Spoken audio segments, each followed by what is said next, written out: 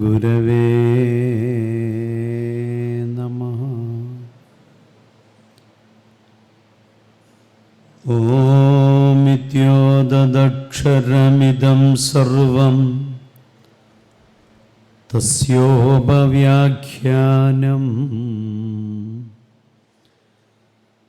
ഭൂതം ഭവദ്ഭവിഷ്യതി യച്ഛന്യാദ് ത്രികാലാതീതം സർവമോംകാര ഏവ. ഗുരുർബ്രഹ്മാ ഗുരുർവിഷ്ണു ഗുരുദേവോ മഹേശ്വര ഗുരുസാക്ഷാത് പരം ബ്രഹ്മ തസ്മൈ ശ്രീ ഗുരവേ നമഃ. ദൈവമേ കാത്തുകൊൾകങ്ങ് കൈവിടാതിങ്ങു ഞങ്ങളെ. നാവികൻ നീ ഭവാബ്ദിക്കോ രാവിവൻ തോണി നിൻ പദം. ജയിക്കുക മഹാദേവ ദിനാവനപരായണ. ജയിക്കുക ചിദാനന്ദ ദയാസിന്ധോ. ജയിക്കുക. ഏറ്റവും ബഹുമാന ആദരവുകൾ നിറഞ്ഞ ഗുരുകുലം കാര്യദർശിയായി നമുക്കൊപ്പമുള്ള ബ്രഹ്മശ്രീ അഭയാനന്ദ സ്വാമി അവർകളെ, SNDP യോഗം പത്രാധിപരും കെ സുകുമാരൻ സ്മാരക തിരുവനന്തപുരം യൂണിയൻ ജനറൽ സെക്രട്ടറിയുമായ ശ്രീ ആലുവിള അജിത് അവർകളെ, നമ്മുടെയൊക്കെ പ്രിയങ്കരനായ ഈ പരിപാടികളിലെല്ലാം സജീവമായി നമ്മോടൊപ്പം നിലകൊള്ളുന്ന ശ്രീ ഷൈജു പവിത്രൻ അവർകളെ, ആദരണീയരായ ഗുരുധർമ്മ കുടുംബത്തിലെ ശ്രീനാരായണീയരായ സഹോദരി സഹോദരങ്ങളെ, ഗുരുജനങ്ങളെ, സുഹൃത്തുക്കളെ, ജീവിതത്തിലെ അനർഘങ്ങളായ ആഗ്രഹങ്ങളിൽ പരമപ്രധാനമായ ഒരു ആഗ്രഹപൂർത്തീകരണത്തിൻ്റെ ആനന്ദത്തിലാണ് ഞാൻ നിങ്ങളുടെ മുന്നിൽ നിൽക്കുന്നത്.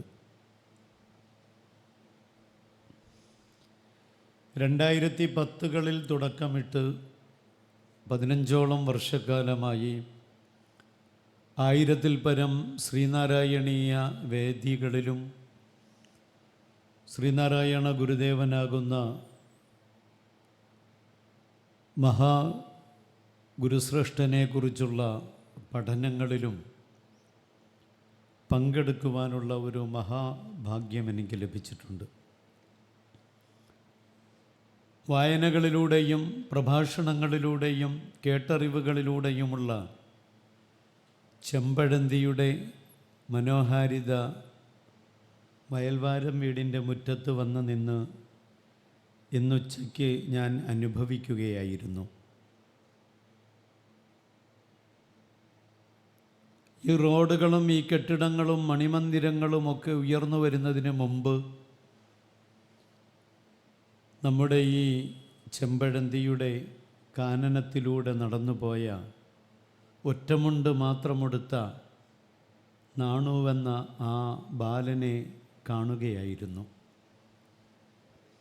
മണക്കൽ ദേവിയുടെ മുന്നിലും വയൽവാരത്തിൻ്റെ അറ്റത്തുണ്ടായിരുന്ന കുളത്തിലും വയലേലകളിലുമെല്ലാം നടന്ന് നടന്ന് പൂത്തുമ്പികളോടും പൂക്കളോടും ചെടികളോടും ആയുർവേദ പച്ചില സസ്യങ്ങളോടുമെല്ലാം സല്ലപിക്കുകയും അവയിൽ നിന്ന് പറിച്ച് ഭക്ഷിക്കുകയും ചെയ്ത അന്വേഷിയായ അന്വേഷകനായ മഹാഗുരുപദത്തിലേക്ക് നടന്നുപോയ ശ്രീനാരായണ ഗുരുദേവനെ ഇന്നിവിടെ കാണുകയായിരുന്നു. അദ്ദേഹത്തിൻ്റെ ഊർജം കൊണ്ടും തപസ്സുകൊണ്ടും വജസ്സുകൊണ്ടും അദ്ദേഹത്തിൻ്റെ ചിന്താധാര കൊണ്ടും കെട്ടിപ്പടുത്ത പ്രസ്ഥാനത്തിൽ ആ നാമധേയത്തിലുള്ള ഒരു പിടി ഭക്ഷണമെന്ന് പ്രസാദമായി കഴിക്കുമ്പോൾ പുളിശ്ശേരിയുടെ ഉപ്പിനൊപ്പം കണ്ണിൽ നിന്നും അടർന്നു വീണ സന്തോഷത്തിൻ്റെ 2 തുള്ളികൾ വളരെയേറെ ആനന്ദം നൽകിയ ഒരു അനുഭവമായിരുന്നു. ഈ മണ്ണ് ഏതാകുന്നുവെന്നും ഈ നാടിൻ്റെ പ്രാധാന്യവും പവിത്രതയും എത്രത്തോളമുണ്ട് എന്നും നാം മനസ്സിലാക്കണമെങ്കിൽ നമ്മുടെ ജീവിതത്തിൽ ശ്രീനാരായണ ഗുരുദേവൻ ഉണ്ടാകണം. നമ്മുടെ വാക്കുകളിലും ചിന്തകളിലും പ്രവർത്തനങ്ങളിലും ഗുരു സദാ അണയാദീപമായി ജ്വലിച്ചു കൊണ്ടിരിക്കണം. ആ ഗുരുവിൽ നിന്നും നേടിയെടുക്കുന്ന എനർജി വീണ്ടും വീണ്ടും വീണ്ടും മനുഷ്യജന്മത്തിൽ വന്ന് ഗുരുസമക്ഷം ആ പാതാരവിന്ദങ്ങളെ നമസ്കരിക്കുന്ന പവറിലേക്കെത്തണം. എത്രയോ പതിറ്റാണ്ടുകൾക്ക്, ഏകദേശം 1 നൂറ്റാണ്ടുകൾക്ക് മുമ്പ് ഇവിടെ ജീവിച്ച് കടന്നുപോയ ആ മഹാമനീഷിയുടെ പ്രസാദം അല്ലെങ്കിൽ അവരുടെ ആ പ്രഭാവം എങ്ങനെയാണ് ഇവിടെ നിൽക്കുന്നതെന്ന് നോക്കാൻ നമ്മുടെ കണ്ണടച്ചിട്ട് നാം അല്പനേരം അയൽവാരം വീടിൻ്റെയും തൊട്ടടുത്ത പ്രതിഷ്ഠകളുടെയും മുന്നിൽ ഒന്ന് ഭക്തിയാദരപൂർവ്വം നിന്നാൽ മതി. നിങ്ങളുടെ മുഖങ്ങളിലേക്കും നിങ്ങളുടെ കണ്ണുകളിലേക്കും നോക്കിയാൽ മതി. നിങ്ങളുടെ മുഖത്ത് വിടരുന്ന ആ പുഞ്ചിരികളിലെ മാസ്മരീകതയെ ശ്രദ്ധിച്ചാൽ മതി. ശ്രീനാരായണ ഗുരുദേവനെ ദർശിക്കാൻ കഴിയും. നരന് നരനശുദ്ധമാണ് പോലും, ധരയിൽ നടപ്പത് തീണ്ടലാണ് പോലും. ആ കാലഘട്ടം നടക്കാൻ മനുഷ്യൻ അവകാശമില്ലാതെ ശ്രീ ടി.കെ. മാധവനെ പോലെയുള്ളവർ വൈക്കത്തും അതേപോലെ രാജവീതികളിലുമെല്ലാം വർഷങ്ങളോളം സമരം ചെയ്ത് നേടിയെടുത്ത പൊതുവഴിയിലൂടെയുള്ള സഞ്ചാര സ്വാതന്ത്ര്യം NSSൻ്റെ ശ്രീ മന്നത്ത് പത്മനാഭൻ നായർ എന്ന മഹനീയമായ പേര് മാറ്റി SNDPയിൽ മെമ്പർഷിപ്പ് എടുത്തപ്പോൾ മന്നത്ത് പത്മനാഭൻ എന്ന് മാത്രം പേര് സ്വീകരിച്ച് പിൽക്കാലത്ത് എൻ്റെ സമൂഹത്തിന് വേണ്ടി ഒരു പ്രസ്ഥാനമുണ്ടാക്കാൻ എനിക്ക് പ്രചോദനം നൽകിയത് ശ്രീനാരായണ ഗുരുദേവനാണെന്ന് പറഞ്ഞ ശ്രീ മന്നത്ത് പത്മനാഭൻ്റെ ആർജവം, യോഗക്ഷേമ സഭയെപ്പോലെയുള്ള വലിയ പ്രസ്ഥാനങ്ങളെ കെട്ടിപ്പടുക്കുന്നതിന് അന്നത്തെ ഭട്ടതിരിപ്പാടിനെ പോലെയുള്ള മഹാത്മാക്കൾക്ക് പ്രചോദനമേകിയ SNDP എന്ന ശ്രീനാരായണ ധർമ്മ പരിപാലന യോഗത്തിൻ്റെ അതിമഹത്തായ ശക്തനും തേരാളിയുമായ ആദ്യത്തെ പ്രസിഡൻറ്റിൻ്റെ ആ മഹത്തായ ആദർശ ധീരത, ബാരിസ്റ്റർ അയ്യങ്കാളിയെ പോലെയുള്ളവരെ മഹാത്മാ എന്ന സ്ഥാനത്തേക്ക് കൈപിടിച്ചു കൊണ്ടുവരികയും ആ സ്ഥാനത്ത് നിന്നുകൊണ്ട് ആ ദളിതരായ വലിയ ഒരു ജനവിഭാഗത്തിൻ്റെ നിലനിൽപ്പിന് വേണ്ടിയുള്ള പ്രസ്ഥാനങ്ങൾ കെട്ടിപ്പടുക്കാൻ, പ്രജാക്ഷേമ സഭ പോലെയുള്ള പ്രസ്ഥാനങ്ങൾക്ക് രൂപകൽപ്പന നൽകാൻ അന്ന് അയ്യങ്കാളിക്ക് പ്രചോദനം നൽകിയ ശ്രീനാരായണ ഗുരുദേവൻ വക്കം മൗലവിയെയും അതേപോലെ ലക്കിടി ലബ്ബയെയും മറ്റു തരം മുസ്ലിങ്ങളെയും തൻ്റെ ചാരത്ത് നിർത്തിക്കൊണ്ട് ഇവിടെ മതങ്ങളല്ല വളരേണ്ടത് മനുഷ്യത്വമാണെന്ന് വിളംബരം ചെയ്ത മഹാരഥൻ്റെ മാനവികത നമ്മുടെ ജീവിതത്തിലുണ്ടോ? ആ മഹാത്മാവ് ഇവിടെ സമർപ്പിച്ചിട്ടും മറ്റുള്ളവരുടെ കൈകളിലേക്ക് ഏൽപ്പിച്ചിട്ടും പോയ ധർമ്മം, അതാണ് ഗുരുധർമ്മം. ആ ധർമ്മത്തെയാണ് നാം പഞ്ചശുദ്ധിയായും അതേ പ്രകാരം തന്നെ ജീവിതത്തിൻ്റെ പരിശുദ്ധികളായും വ്യത്യസ്ത രൂപത്തിൽ ഉൾക്കൊള്ളുകയും പ്രചരിപ്പിക്കുകയും ചെയ്തുകൊണ്ടിരിക്കുന്നത്. ആ ധർമ്മം നമ്മളിലുണ്ടോ? എങ്കിൽ നമ്മുടെ കുഞ്ഞുങ്ങൾ എന്തുകൊണ്ട് ഇത്രയും മഹത്തായ ശ്രീനാരായണീയരുടെ തറവാടാണ് ചെമ്പഴന്തി. ഇവിടെയാണ് ഇത് ഉദയം ചെയ്തത്. യഥാ യഥാ ഹി ധർമ്മസ്യ ഗ്ലാനിർഭവതി ഭാരത അഭ്യുത്ഥാനമധർമ്മസ്യ തദാത്മാനം സൃജാമ്യഹം പരിത്രാണായ സാധൂനാം വിനാശായ ച ദുഷ്കൃതാം ധർമ്മസംസ്ഥാപനാർത്ഥായ സംഭവാമി യുഗേ യുഗേ. യുഗങ്ങൾ മാറി മാറി ഞാൻ സംഭവിക്കുന്നത് ഇവിടെയുള്ള ധർമ്മത്തിൻ്റെ കാവലാൾക്കാരായ വലിയ മനുഷ്യ സമൂഹത്തിൻ്റെ നിലനിൽപ്പിന് വേണ്ടിയാകുന്നുവെന്നും അവരുടെ ധർമ്മത്തിൻ്റെയും സത്യത്തിൻ്റെയും നീതിയുടെയും ജീവിതത്തെ കാത്തുസൂക്ഷിക്കാനാകുന്നുവെന്നും പ്രഖ്യാപനം നടത്തിയ ശ്രീകൃഷ്ണ ഭക്ത ഭഗവാൻ. ഇന്ന് നാം ഗീതപാരായണം ചെയ്യുമ്പോഴും ഭാഗവതം കേൾക്കുമ്പോഴും സപ്താഹങ്ങളിലൂടെ സഞ്ചരിക്കുമ്പോഴുമെല്ലാം എത്രയോ യുഗങ്ങൾക്കപ്പുറം കഴിഞ്ഞുപോയ, നൂറ്റാണ്ടുകൾക്കപ്പുറം കഴിഞ്ഞുപോയ ശ്രീകൃഷ്ണ ഭഗവാന്റെ ബാലലീലകൾ മുതൽ അവിടുത്തെ ഏറ്റവും അത്യുന്നതമായ ഭൂമിയിൽ നിന്നുള്ള വേർപാട് വരെ അനുസ്മരിക്കുന്നുവെങ്കിൽ ഞാൻ നിങ്ങളോട് പറയട്ടെ, ഏകദേശം 5-10 നൂറ്റാണ്ടുകൾ പിന്നിടുമ്പോൾ ശ്രീരാമ ഭക്ത ഭഗവാനെയും ശ്രീകൃഷ്ണ ഭഗവാനെയും ദശാവതാരങ്ങളെയും ഭാരതീയർ അനുസ്മരിക്കുന്നതിനേക്കാൾ ഉപരിയായിട്ട് കേരളീയരുടെ മുന്നിൽ തലയുയർത്തി നിൽക്കുന്ന ഒരേ ഒരു ദൈവീക പ്രതീകം ശ്രീനാരായണ ഗുരുദേവനായിരിക്കും. അത്രത്തോളം സത്യമായി ജീവിച്ചു, ചരിത്രം നമ്മുടെ മുന്നിൽ ശേഷിപ്പിച്ചു. അവരുടെ ജീവിതം നമുക്ക് ഏറ്റവും വലിയ മാതൃകയാക്കി സമർപ്പിച്ചു. അവരുടെ ജീവിതം തന്നെയാണ് അവരുടെ ധർമ്മമെന്ന് നമ്മെ പഠിപ്പിച്ചു. ഏതേത് മാർഗങ്ങളിലൂടെ നാം സഞ്ചരിച്ചാൽ, ഞാനിവിടെ വന്നപ്പോൾ ആദ്യമായി ഞാൻ ചോദിച്ചത് ഷൈജു പവിത്രൻ ആ സഹോദരനോട് ഞാൻ ചോദിച്ചത് മണക്കൽ ക്ഷേത്രം എവിടെയാണെന്ന്. ആ ക്ഷേത്രത്തിൻ്റെ തിരുമുറ്റത്ത് വന്ന് നിന്നുകൊണ്ട് എൻ്റെ അമ്മയോട് എനിക്ക് ആവശ്യപ്പെടാനുള്ളത് എൻ്റെ രാജ്യത്ത് നിന്നും വസൂരിയില്ലായ്മ ചെയ്യണമെന്ന് അന്ന് പ്രാർത്ഥന നടത്തിയ യുവാവായ ശ്രീനാരായണ ഗുരുദേവനെയാണ്. അനുകമ്പാദശകത്തിൽ ഒരു പീഡ എറുമ്പിന് പോലും വരുത്തരുതെന്നുള്ള അനുകമ്പയും സദാ കരുണാകര നിൻ തിരുമെയ് വിട്ടകലാതെയുള്ള ചിന്തയും നമ്മുടെ ഉള്ളിലുണ്ടോ?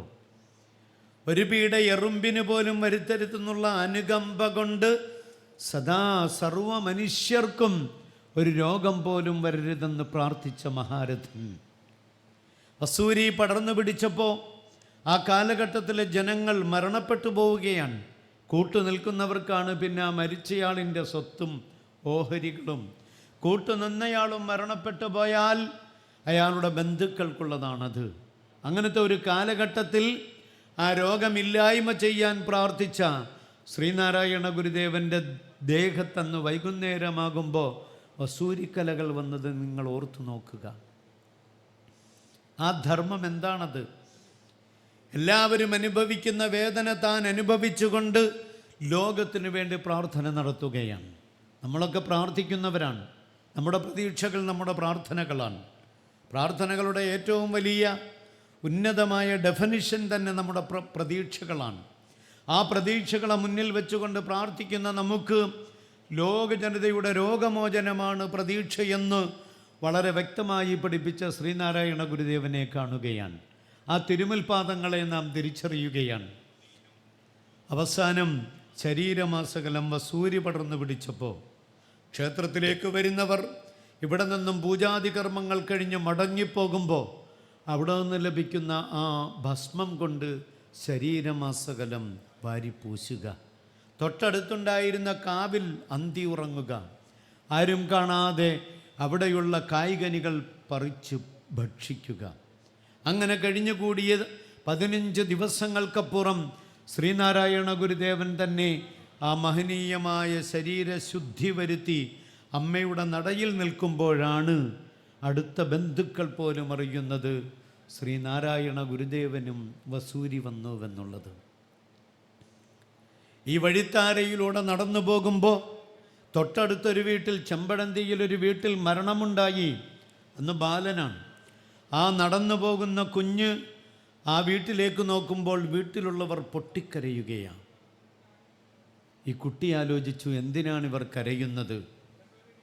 ആ മനുഷ്യരുടെ കരച്ചിലും ആഴ്ചകൾ പിന്നിടുമ്പോൾ അവരുടെ ചിരിയും സന്തോഷവും മാറി മറിയുന്നത് കണ്ടപ്പോൾ അടുത്ത കാട്ടിൽ പോയിട്ട് ഒറ്റയ്ക്കിരുന്ന് ആലോചിക്കുകയാണ്.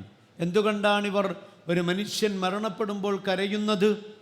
ഒരാഴ്ച കഴിയുമ്പോഴേക്കും അത് മറന്നിട്ട് അവരെന്തുകൊണ്ടാണ് സന്തോഷഭരിതരായി മാറുന്നത്? ചിന്തകളുടെ വലിയ ഒരു തീജ്വാല കത്തിച്ചെടുത്തുകൊണ്ട് ആ വൈകുന്നേരവും രാത്രിയും കുറ്റിക്കാട്ടിൽ തന്നെ കഴിയുമ്പോൾ അയൽവാരം വീട്ടിൽ നിന്ന് അന്വേഷിച്ചു പോയവരോട് അടുത്ത് കണ്ട ഒരു പുലയക്കിടാത്തൻ, ഒരു മനുഷ്യൻ പറഞ്ഞു, നാണുവിനെ അന്വേഷിച്ചാണ് പോകുന്നതെങ്കിൽ ദേ കുഞ്ഞവിടെ ഒരു കാട്ടിൽ ഇരിക്കുന്നുണ്ട്, ഒറ്റയ്ക്ക് ആലോചിക്കുകയാണ്. കൈപിടിച്ചു കൊണ്ടുവരികയും ആ കുട്ടിയെ തിരിച്ച് വീട്ടിലേക്ക് എത്തിക്കുകയും ചെയ്യുമ്പോൾ ഭാഷയും വേദവും വേദാന്തവും തിരിച്ചറിഞ്ഞ മാതാപിതാക്കളിൽ നിന്നും ഒരു ഉന്നതമായ രത്നഖനി പോലെ ഉദിച്ചുയർന്ന മഹാസൂര്യനായിരുന്നു ശ്രീനാരായണ ഗുരുദേവൻ. അതുകൊണ്ടാണ് ഇന്നും ആ നൂറ്റാണ്ടുകൾ പിന്നിടുമ്പോഴും അല്ലെങ്കിൽ പതിറ്റാണ്ടുകൾ കഴിയുമ്പോഴും ആ പ്രകാശജ്വാല ഇവിടെ തെളിഞ്ഞു നിൽക്കുന്നത്. അത് കാണാൻ മുസൽമാനെന്നോ ക്രൈസ്തവനെന്നോ ഹിന്ദുവെന്നോ വ്യത്യാസം ഭഗവാൻ ഉണ്ടാക്കിയിട്ടില്ല. ഹൃദയമുണ്ടാകണം. നിഷ്കളങ്കമായ നിഷ്കപടമായ ഹൃദയം, നിസ്വാർത്ഥമായ ഹൃദയം, മറ്റൊന്നിനോടും ആർത്തികളില്ലാത്ത ഏറ്റവും ഉന്നതമായിട്ട് ദൈവികതയെ ആഗ്രഹിക്കുന്ന പ്രേമിക്കുന്ന ഒരു ഹൃദയം.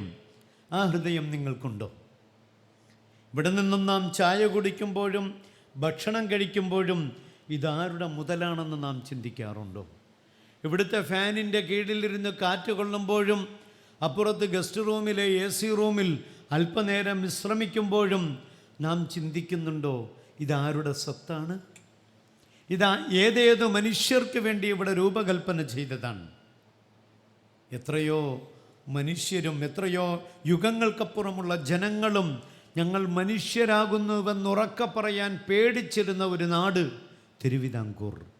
ആ തിരുവിതാംകൂറിലാണ് ഇന്ന് ജാതിഭേദം മതദ്ദേശം ഏതുമില്ലാതെ സർവരും സോദരത്തേന വാഴുന്ന മാതൃകാസ്ഥാനമാമിത് എന്ന് പറയാൻ കഴിയുന്നത്. അതാണ് നാം മനസ്സിലാക്കേണ്ടത്. ശ്രീനാരായണ ഗുരുദേവൻ്റെ ധർമ്മത്തിലെ പരമപ്രധാനമായിട്ടുള്ള വസ്തുത കാരുണ്യമാണ്. ആ കാരുണ്യത്തിന് ഏറ്റവും വലിയ പ്രാധാന്യം നൽകിയ മഹാത്മാവാണത്. എന്തുകൊണ്ടാണ് വിഴിഞ്ഞത്തെ കടപ്പുറത്ത് ഫാത്തിമ എന്ന സ്ത്രീ നൽകിയ കഞ്ഞി കുടിക്കാൻ ഗുരുദേവൻ എത്തിയത്? ആ കഞ്ഞി കൊടുക്കാത്ത ദിവസം അവരോട് നിങ്ങൾ പട്ടിണിയാണോ എന്ന് ചോദിക്കുകയും അവരുടെ മക്കൾ കടലിലെറിയാൻ കൊണ്ടുപോകുന്ന വല വാങ്ങിയിട്ട് ആ വലയിൽ വെള്ളം മന്ത്രിച്ചൂതി ആ വലയിൽ തളിച്ചു കൊടുത്തിട്ട് ഇതുകൊണ്ട് പൊയ്ക്കൊള്ളുക, അടുത്ത ദിവസം മുതൽ നിങ്ങളുടെ കുഞ്ഞുങ്ങൾക്ക് മത്സ്യം കിട്ടുമെന്ന് പറഞ്ഞിട്ട് അവർക്ക് വേണ്ടി പ്രാർത്ഥിക്കുകയും ചെയ്ത ശ്രീനാരായണ ഗുരുദേവൻ നമ്മളറിയാത്ത വഴികളിലൂടെ, നമ്മൾ ഇടപെട്ടിട്ടില്ലാത്ത മേഖലകളിലൂടെ ഭഗവാൻ സഞ്ചരിച്ചിട്ടുണ്ട്, യാത്ര ചെയ്തിട്ടുണ്ട്. ആ മക്കൾ കൊണ്ടുവന്ന മത്സ്യം വിറ്റുണ്ടാക്കിയ കാശും അതുവഴി വാങ്ങിയ അരിയും ഭക്ഷണ പദാർത്ഥങ്ങളുമായിട്ട് എത്രയോ നാൾ ഈ ഗുരുദേവൻ ഒരിക്കൽ കൂടി എൻ്റെ വീട്ടിൽ വരണേ എന്ന് പ്രാർത്ഥിച്ച് വിഴിഞ്ഞത്ത് കാത്തിരുന്ന ഫാത്തിമയെ നിങ്ങൾ ഓർക്കണം. അവിടെയാണ് ഗുരുദേവൻ്റെ മഹത്വം. അതേ വഴികളിലൂടെ നടക്കുമ്പോൾ ഒരേ സമയം ഗുരുദേവനോട് ഒരമ്മ ചോദിച്ചു, ഇനി എപ്പോഴാണ് വരിക? അതിനി 1 വർഷം കഴിഞ്ഞിട്ട് വരും. ആ 1 വർഷം എന്നുള്ളത് വളരെ തമാശാപരമായിട്ടാണ് പറഞ്ഞത് എന്ന് തെളിയിച്ചുകൊണ്ട് അപ്പോൾ തന്നെ അവിടെ പൊടുന്നനെ ഒരു മഴ പെയ്തു. വീണ്ടും അമ്മ ചോദിച്ചു, ഇനി 1 വർഷം കഴിയുമോ? വർഷം ഇപ്പോൾ കഴിഞ്ഞല്ലോ, ഇനിയും വരും. മഴ വർഷമാണ് എന്ന് തമാശ രൂപേണ ഉടനെ തന്നെ പറഞ്ഞ ഒരേ സമയം സീരിയസും അതേസമയം തന്നെ വളരെ ലളിതമായ രൂപത്തിലുമുള്ള ഓർമ്മപ്പെടുത്തലുകൾ. നേരത്തെ കേട്ടില്ലേ സച്ചിദാനന്ദ സ്വാമിയുടെ പ്രഭാഷണം? അതിങ്ങനെ പമ്പയാറൊഴുകുന്നത് പോലെയാണ്. അത് തുടങ്ങിക്കഴിഞ്ഞാൽ ഇങ്ങനെ അനർഘനിർഗളമായിട്ട് സാരസമ്പൂർണമായിട്ട് വളരെ സരസമായിട്ട് എല്ലാവർക്കും കൊടുക്കേണ്ടതും കൊടുക്കും, ഓർമ്മപ്പെടുത്തേണ്ടതും ഓർമ്മപ്പെടുത്തും. വളരെ മനോഹരമായി പറഞ്ഞുകൊണ്ടേയിരിക്കും. അവരുടെയൊക്കെ വാക്കുകളുടെ പ്രത്യേകത ആ നാവുകളിലൊക്കെ ഭഗവാൻ നിലകൊള്ളുന്നുവെന്നതാണ്. നമ്മളിലത് ഉണ്ടാകണം, നമ്മുടെ ചിന്തകളിലത് വരണം. അങ്ങനെ വരുമ്പോൾ നാം അറിയാതെ ഈ മഹനീയമായ ഒരു അവസ്ഥയിലേക്കെത്തും. കാരുണ്യത്തിൻ്റെ നിദർശനമായിരുന്നു ശ്രീനാരായണ ഗുരുദേവൻ എല്ലാ ഭാഗത്തും. അതുകൊണ്ടാണല്ലോ ഒരു വിഭാഗം ആൾക്കാരൊന്നിച്ച് ഗുരുദേവനെ ഒരു നാട്ടിൽ ചിറയൻകീഴിലേക്ക് സൽക്കാരത്തിന് വേണ്ടി ക്ഷണിച്ചപ്പോൾ അവിടെ വിളിച്ചുകൂട്ടിയ ആ വീട്ടിൽ കിടത്തി ഉറക്കാൻ ഈ വയൽവാരം പോലെയുള്ള ഈ വീടിൻ്റെ ചെറ്റക്കുടിൽ പോലെയുള്ള ഒരവസ്ഥയിൽ കഴിഞ്ഞ ആ മനുഷ്യൻ തൊട്ടടുത്തുള്ള കടമുറിയാണ് വാടകയ്ക്കെടുത്തത്. ആ കടമുറിയിൽ കിടക്കയെല്ലാം വിരിച്ച് ഭക്ഷണം കഴിഞ്ഞപ്പോൾ പറഞ്ഞു, ഭഗവാൻ അവിടെ പോയി ഉറങ്ങാം. അങ്ങനെ അവിടെ ഉറങ്ങുന്നതിന് വേണ്ടിയിട്ട് കൊണ്ടുവന്നാക്കുമ്പോൾ തൊട്ടടുത്ത റൂമിലൊരു സിദ്ധൻ, മുസ്ലിമാണ്, അദ്ദേഹം മന്ത്രവാദ ചികിത്സയൊക്കെ ആയിട്ട് ജീവിക്കുന്നയാളാണ്. അദ്ദേഹം അവിടെയുണ്ട്. അദ്ദേഹം ഒരുപാട് സിദ്ധികളുള്ളയാളാണെന്ന് അവകാശപ്പെടുന്നയാൾ കൂടിയാണ്. അടുത്ത കടമുറിയിൽ അദ്ദേഹമാണുള്ളത്. ഭഗവാൻ ഈ റൂം കൊടുത്തു, അവിടെ ഉറങ്ങാൻ വേണ്ടി സൗകര്യം ചെയ്തു കൊടുത്തു. കഥ കടച്ചു കിടന്നു. പക്ഷേ നിങ്ങളൊക്കെ അറിയുന്ന കഥയാണ്. ആ ആതിഥേയൻ്റെ മകൻ കൂട്ടുകാരോടൊപ്പം ചേർന്നിട്ട് പറഞ്ഞു, എടാ, ഒന്നിൽ ഗുരുദേവനാണുള്ളത്, ഒന്നിൽ നമ്മുടെ സിദ്ധനാണുള്ളത്. ഇവരിൽ ആർക്കാണ് ദൈവീക കഴിവുള്ളത് എന്ന് നമുക്കൊന്ന് പരീക്ഷിക്കാം. അതിനെന്തുണ്ട് മാർഗം? രണ്ടുപേരെയും പുറത്തു നിന്ന് ഓടാമ്പലിട്ട് പൂട്ടിയിട്ട് പോവുക.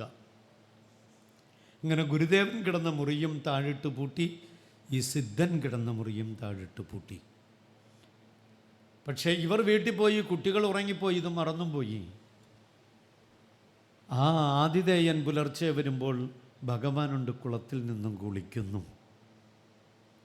ഭഗവാന് വേണ്ടുന്ന ഭക്ഷണ പദാർത്ഥങ്ങൾ സജ്ജമാക്കുന്ന ആ വീട്ടിൽ കുട്ടികൾ ഞെട്ടി ഉണർന്നിട്ട് പറഞ്ഞു, ഗുരുദേവനെയും സിദ്ധനെയും പൂട്ടിയിട്ടിരിക്കുക, വേഗം പോയി നോക്കാം. അപ്പോഴെന്താ കഥ? സിദ്ധൻ കിടന്ന മുറിയിൽ അദ്ദേഹം ഒച്ചപ്പാടും ബഹളം ഉണ്ടാക്കുക. എന്നെ ആരോ പുറത്തുനിന്ന് പൂട്ടിയിട്ട് പോയേ, എനിക്ക് പുറത്ത് കിടക്കണമേ, ആരാണെന്നറിയില്ല എന്നൊക്കെ പറഞ്ഞ് ഇദ്ദേഹം ആ അഴികളുടെ ഇടയിലൂടെ ഒച്ചയുണ്ടാക്കിക്കൊണ്ടിരിക്കുകയാണ്. ആർക്കാണ് സിദ്ധി? അത് നമ്മുടെ ഓരോരുത്തരുടെയും തപസ് കൊണ്ടും ആ ആർജവം കൊണ്ടും നേടിയെടുക്കുന്ന മഹനീയമായ പവറാണ്. ആ മനുഷ്യൻ്റെ കഥക് തുറന്നു കൊടുത്തിട്ട് അയാളെ വിളിച്ച് സമാധാനപ്പെടുത്തിയത് ഗുരുദേവനായിരുന്നു. ജിന്നിൻ്റെ ഉപദ്രവം കൊണ്ട് സഹിക്കവയ്യാതെ വീടിൻ്റെ തട്ടിമ്പുറത്ത് കല്ലേറ് നടത്തിക്കൊണ്ടിരിക്കുന്ന ചാത്തനെ ഒഴിക്കാൻ ഒരിക്കൽ പാവങ്ങളായ ഒരു മുസ്ലിം കുടുംബം വന്നിട്ട് പറഞ്ഞു, ഞങ്ങളുടെ വീട്ടിൽ ഉറങ്ങാൻ കിടന്നാൽ തട്ടുംപുറത്ത് കല്ല് വന്ന് വീണുകൊണ്ടേയിരിക്കുകയാണ്, ചാത്തനേറ് എന്നാണ് അതിന് പറയുക, അതൊന്ന് ഒഴിവാക്കി തരണം സ്വാമിയെ എന്ന് പറഞ്ഞപ്പോൾ, ഞാനങ്ങനെ പറഞ്ഞാൽ എന്തെങ്കിലും ചെയ്താൽ ചാത്തൻ ഒഴിഞ്ഞു പോകുമെന്ന് നിങ്ങൾക്ക് വിശ്വാസമുണ്ടോ? ഭഗവാന്റെ ഭാഷാപ്രയോഗമാണിങ്ങനെ. അപ്പോൾ അവർ പറഞ്ഞു, ഓ ഞങ്ങൾക്ക് വിശ്വാസമുണ്ട്. എങ്കിൽ ഒരു തുണ്ട് കടലാസിലെഴുതി, ഈ വീട്ടുകാരെ ഇനി മേലാൽ ശല്യം ചെയ്യാൻ പാടില്ല എന്ന് ശ്രീനാരായണ ഗുരു ഒപ്പ് എഴുതി കൊടുത്തിട്ട് പറഞ്ഞു, ഇത് നിങ്ങളുടെ വാതിൽപ്പടിയുടെ മുകളിൽ അവിടെ കൊണ്ടുവയ്ക്കുക, ഇന്ന് രാത്രി മുതൽ ഒരു ശല്യം ഉണ്ടാവില്ല. അവർ വന്നു, ഇത് വെച്ചു, കിടന്നുറങ്ങി. പക്ഷെ അവർക്ക് ഉറങ്ങാൻ കഴിയുന്നില്ല. എന്തേ കാരണം? കല്ല് വന്ന് വീഴുമോ എന്നുള്ള ചിന്തയിലാണ്. അന്ന് രാത്രി ഒരു ശല്യം ഉണ്ടായില്ല. ശ്രീനാരായണ ഗുരുദേവൻ ആ ലെറ്റർ കൊടുത്ത ആ വീട്ടിൽ പിന്നൊരു ഉപദ്രവം ഉണ്ടായിട്ടില്ല. ഇതെങ്ങനെ നേടിയെടുക്കുന്നതാണ്? ഇതൊക്കെ ആധ്യാത്മികതയിൽ അവരുടെ ജീവിതത്തിൽ നിന്നും സംഭവിക്കുന്ന സാധാരണ കാര്യങ്ങളാണ്. നമ്മളുടെ ഭാഷയിൽ പറഞ്ഞാൽ ഇതൊക്കെ അത്ഭുതങ്ങളാണ്. എന്നാൽ ഇത് അത്ഭുതമല്ല. അത്ഭുതം തന്നെ ജീവിതമാക്കി മാറ്റിയവർക്ക് പിന്നീട് ഇത് സാധാരണ കാര്യങ്ങൾ മാത്രമാണ്.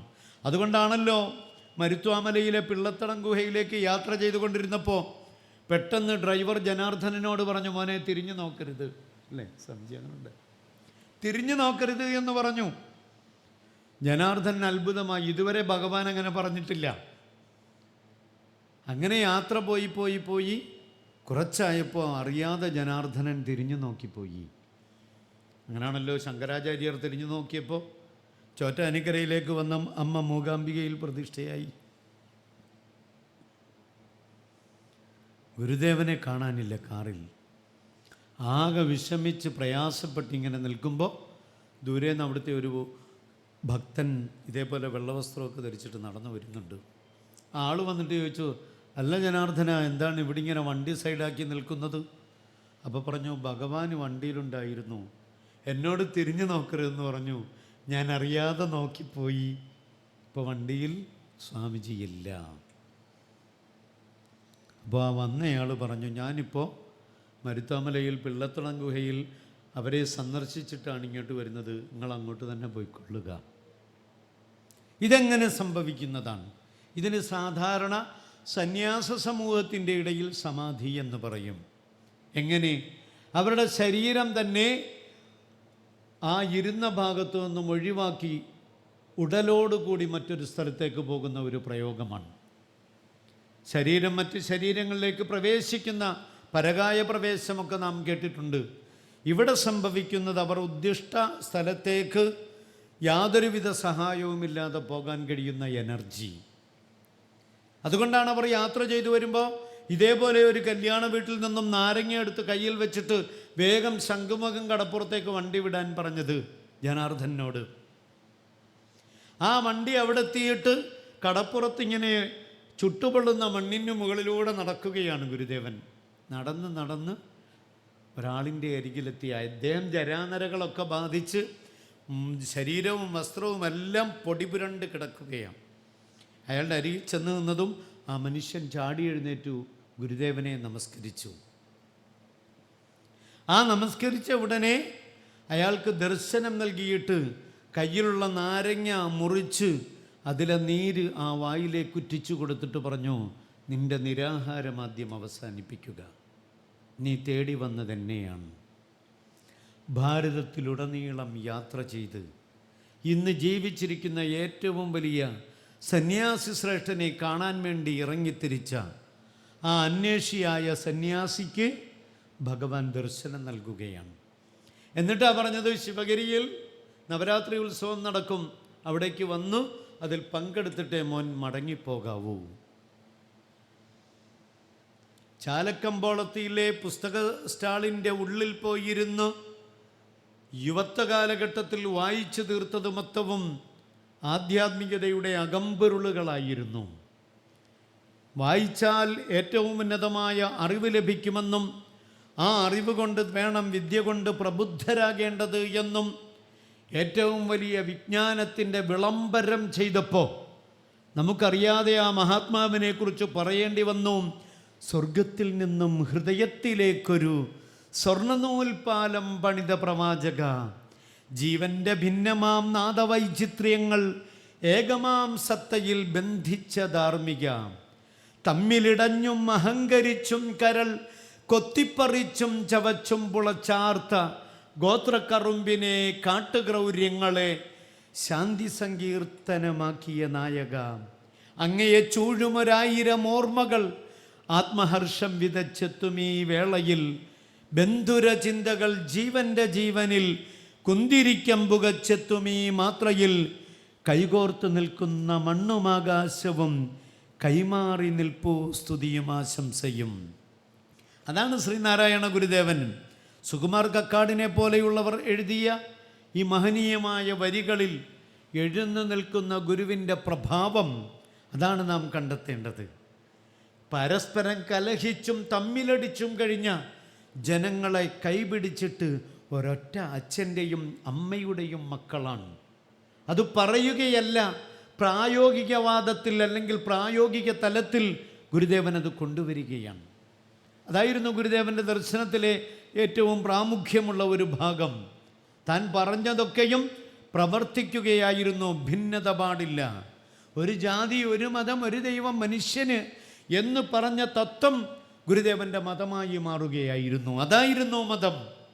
തിരുവണ്ണാമലയിലേക്ക് പോകുമ്പോൾ തിരുവണ്ണാമലയിൽ തന്നെ നോക്കാതെ ശ്രദ്ധിക്കാതെ ഇരുന്ന സന്യാസിമാരുടെ ഇടയിൽ നിന്ന് തനിക്ക് വേണ്ടി മാത്രം കാത്തിരുന്ന രമണ മഹർഷിയുടെ ആ ഉന്നതമായ ആതിഥ്യ മര്യാദയെ അംഗീകരിക്കുകയായിരുന്നു ഗുരുദേവൻ. അവിടെയാണ് ഗുരുദേവനെ നാം തിരിച്ചറിയേണ്ടത്. ആ മനോഹരമായ അന്തരീക്ഷത്തിൽ അവിടെ ഇരുന്നു കൊണ്ടാണ് അവിടുത്തെ ദർശനമാലയുടെ പൂർത്തീകരണം നടത്തുന്നത് എന്ന് വരുമ്പോൾ ഇവിടെ ആരാണ് കൂട്ടരെ ശ്രീനാരായണ ഗുരുവിനേക്കാൾ വലിയ ഒരു സനാതനധർമ്മത്തിൻ്റെ പ്രചാരകനുണ്ടായിട്ടുള്ളത്? വർത്തമാനകാലത്ത് നിങ്ങൾ പറയുക. സനാതനധർമ്മം എന്താണെന്നറിയാൻ ഗുരുദേവൻ എഴുതിയതും പഠിപ്പിച്ചതുമായ ഗ്രന്ഥങ്ങൾ നോക്കിയാൽ മതി. അവിടുന്ന് സ്ഥാപിച്ച ക്ഷേത്രങ്ങൾ നോക്കിയാൽ മതി. 62ഓളം ഗ്രന്ഥങ്ങളിലും നിരവധി ക്ഷേത്രങ്ങളിലും വളരെ വ്യക്തമായിട്ട് സനാതനധർമ്മം തന്നെയാണ് അവിടുന്ന് സ്ഥാപിച്ചത്.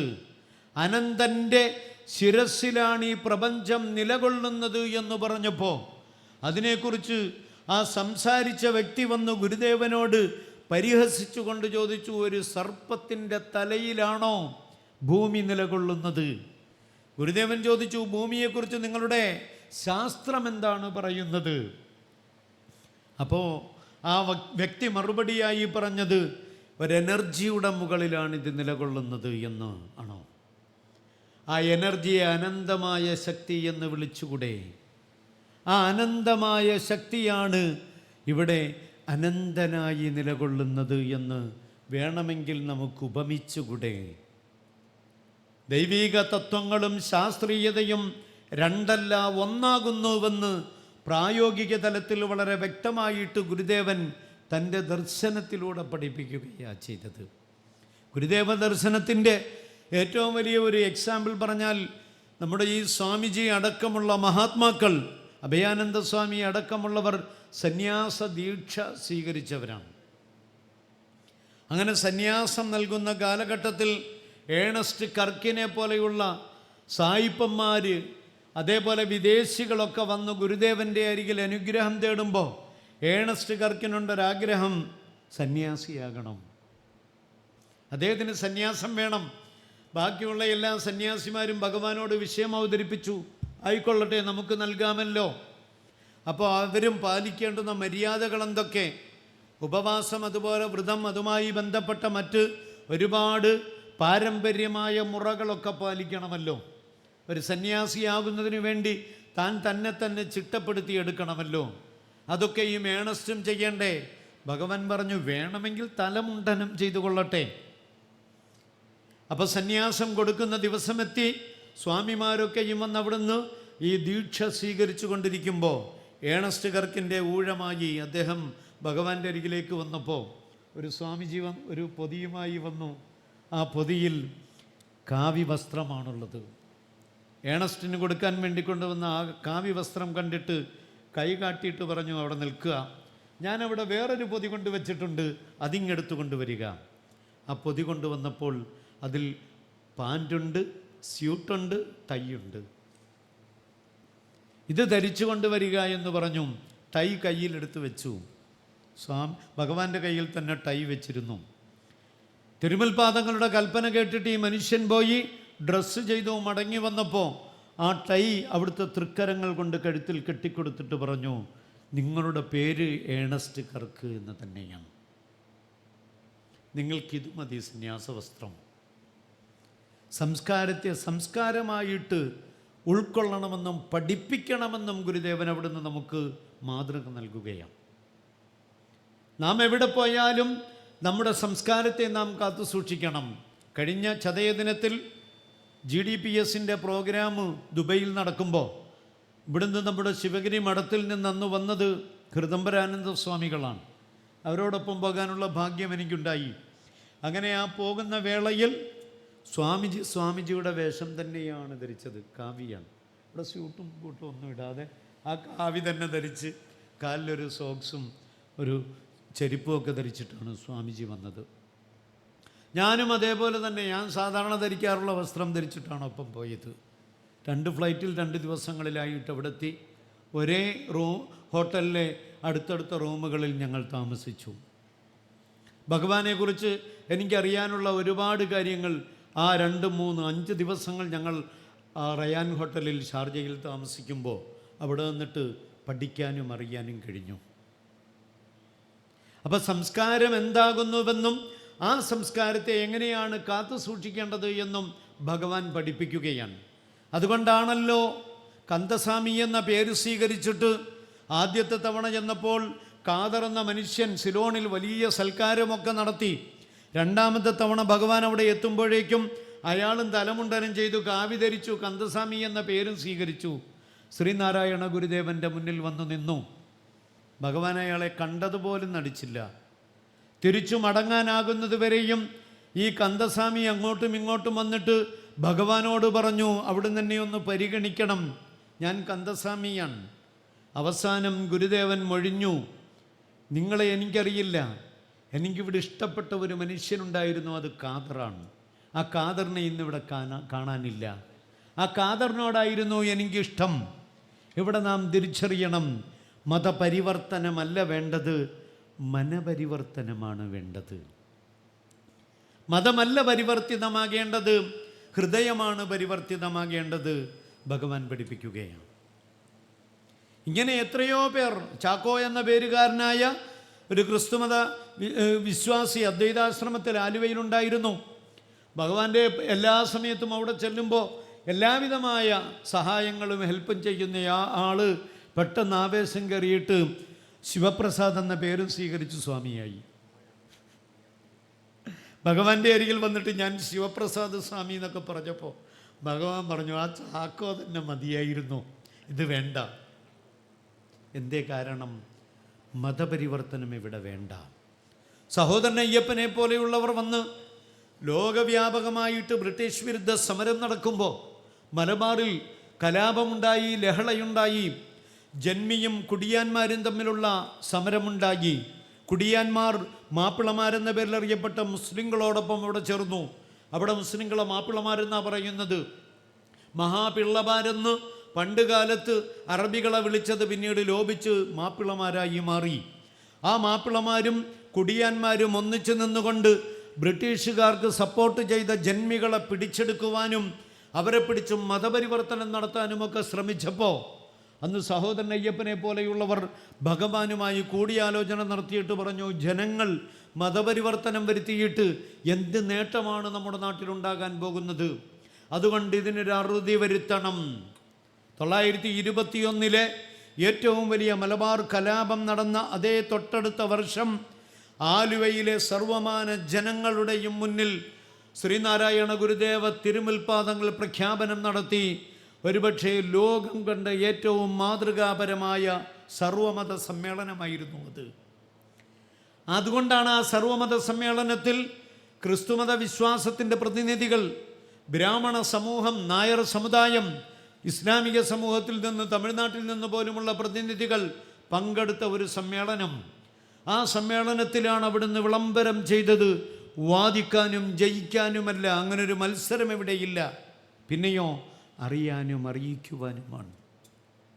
അതാണ് ഞാൻ നേരത്തെ പറഞ്ഞ ചാലയിലെ കമ്പോളത്തിലുണ്ടായിരുന്ന ലൈബ്രറിയിൽ പോയിരുന്നു കൊണ്ട് പഠനം നടത്തിയപ്പോൾ ഖുർആനിൻ്റെ പരിഭാഷകളും ബൈബിളും 6 ശാസ്ത്രങ്ങളും 6 ഉപാംഗങ്ങളും 4 വേദങ്ങളും 2 ഇതിഹാസങ്ങളും അടങ്ങുന്ന 18 പുരാണങ്ങളും തിരുവള്ളുവരെ പോലെയുള്ളവർ നൂറ്റാണ്ടുകൾക്കും യുഗങ്ങൾക്കും അപ്പുറം രേഖപ്പെടുത്തി വെച്ച തിരുക്കുറൾ അടക്കമുള്ള ഗ്രന്ഥങ്ങളെ, ചരക സംഹിതയടക്കമുള്ള ഇവിടുത്തെ സുശ്രുതൻ്റെയും ചരകൻ്റെയും ഏറ്റവും വലിയ ഓരോ ആയുർവേദ ചികിത്സാ മുറകളെ, അഷ്ടാവക്ര ഗീത അടക്കമുള്ള ഗ്രന്ഥങ്ങളെ പഠിച്ചു മനസ്സിലാക്കാൻ അവിടുന്ന് തയ്യാറായി.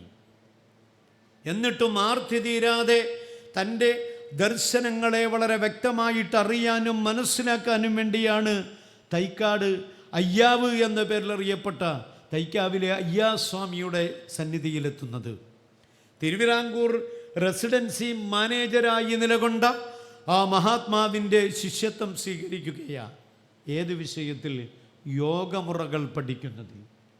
ആ യോഗമുറകൾ പഠിക്കുന്നതിന് വേണ്ടിയിട്ട് അദ്ദേഹത്തോടൊപ്പം വന്ന് ഒത്തുകൂടിയവർ ചട്ടമ്പി സ്വാമികളുണ്ടായിരുന്നു, ലക്കിടി ലബ്ബയുണ്ടായിരുന്നു, പീർ മുഹമ്മദ് ഉണ്ടായിരുന്നു, കുളത്തൂർ അമ്മയുണ്ടായിരുന്നു, പേട്ടയിൽ ഫെർണാണ്ടസ് ഉണ്ടായിരുന്നു.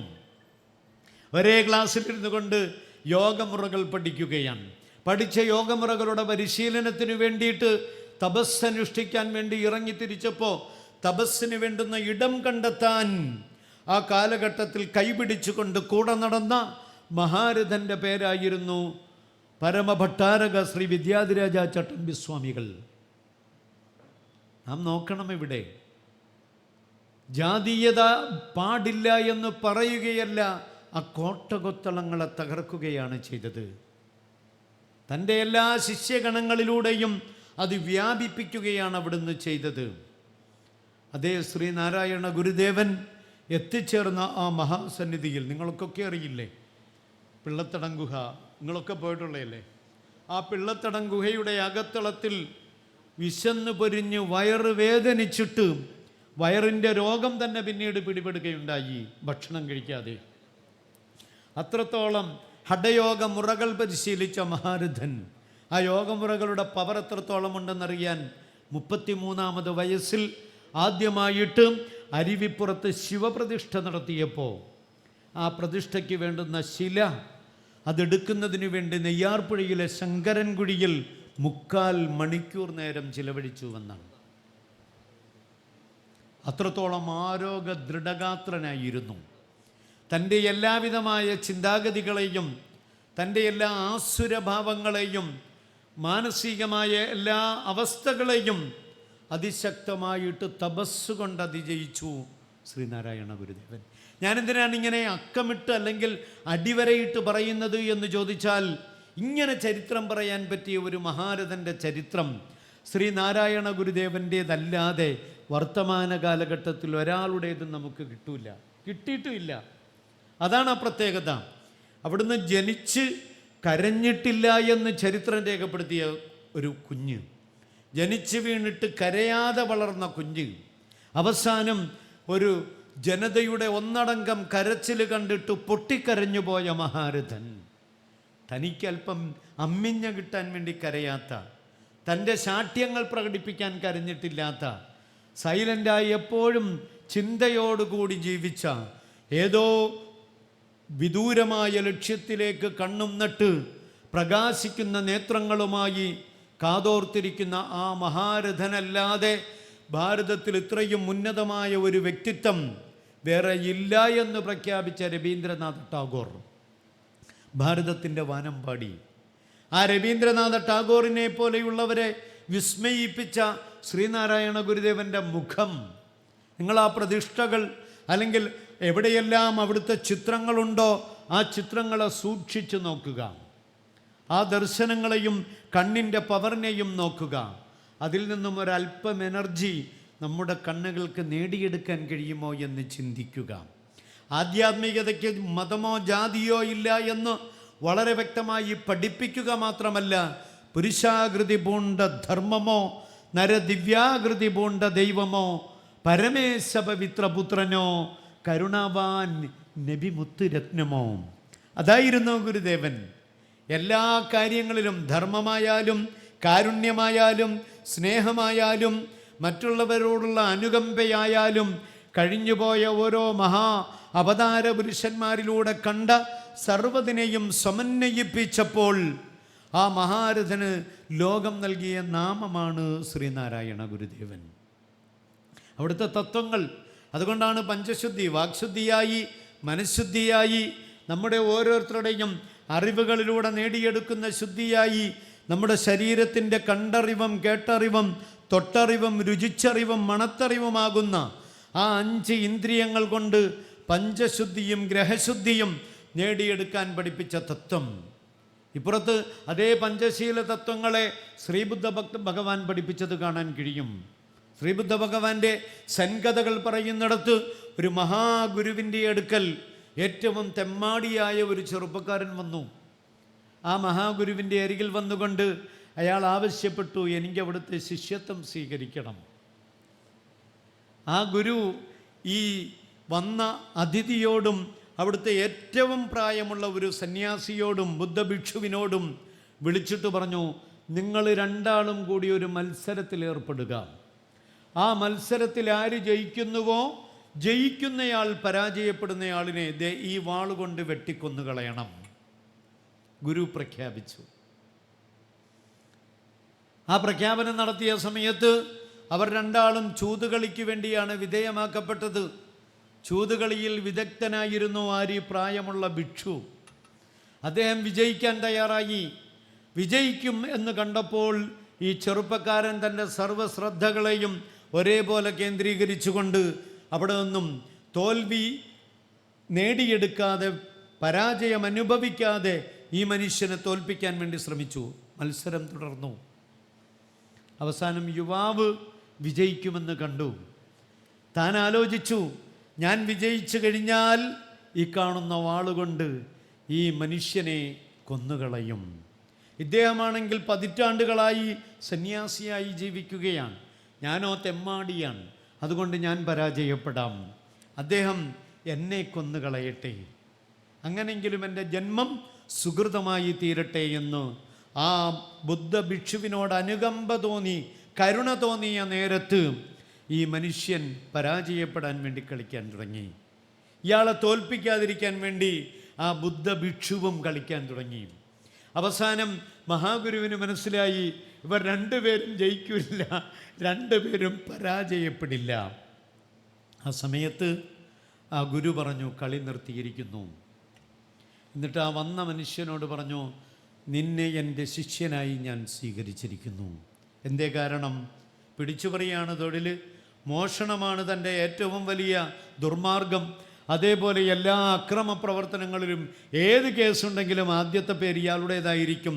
അങ്ങനത്തെ ഒരു വ്യക്തിയെ ഈ മനുഷ്യൻ കൈനീട്ടി കൊടുത്തിട്ട് പറഞ്ഞു, നിന്നെ ഞാൻ സ്വീകരിക്കാം. എന്തായിരുന്നു കാരണം? അയാളിൽ കാരുണ്യം നിലനിൽക്കുന്നുണ്ട്. ആ കരുണ കൊണ്ട് മാത്രം ആ മനുഷ്യന് ഏറ്റവും വലിയ ഒരു സ്ഥാനം നൽകുകയുണ്ടായി. കുതിരയോട്ട മത്സരം നടത്തുന്ന, കുതിരപ്പന്തയത്തിൽ ഏറ്റവും ശക്തമായി വിജയിക്കുന്ന സെയ്ദ്, ആ സെയ്ദ് എന്ന മനുഷ്യൻ അറിയപ്പെടുന്നത് തന്നെ കുതിര സെയ്ദ് എന്നാണ്.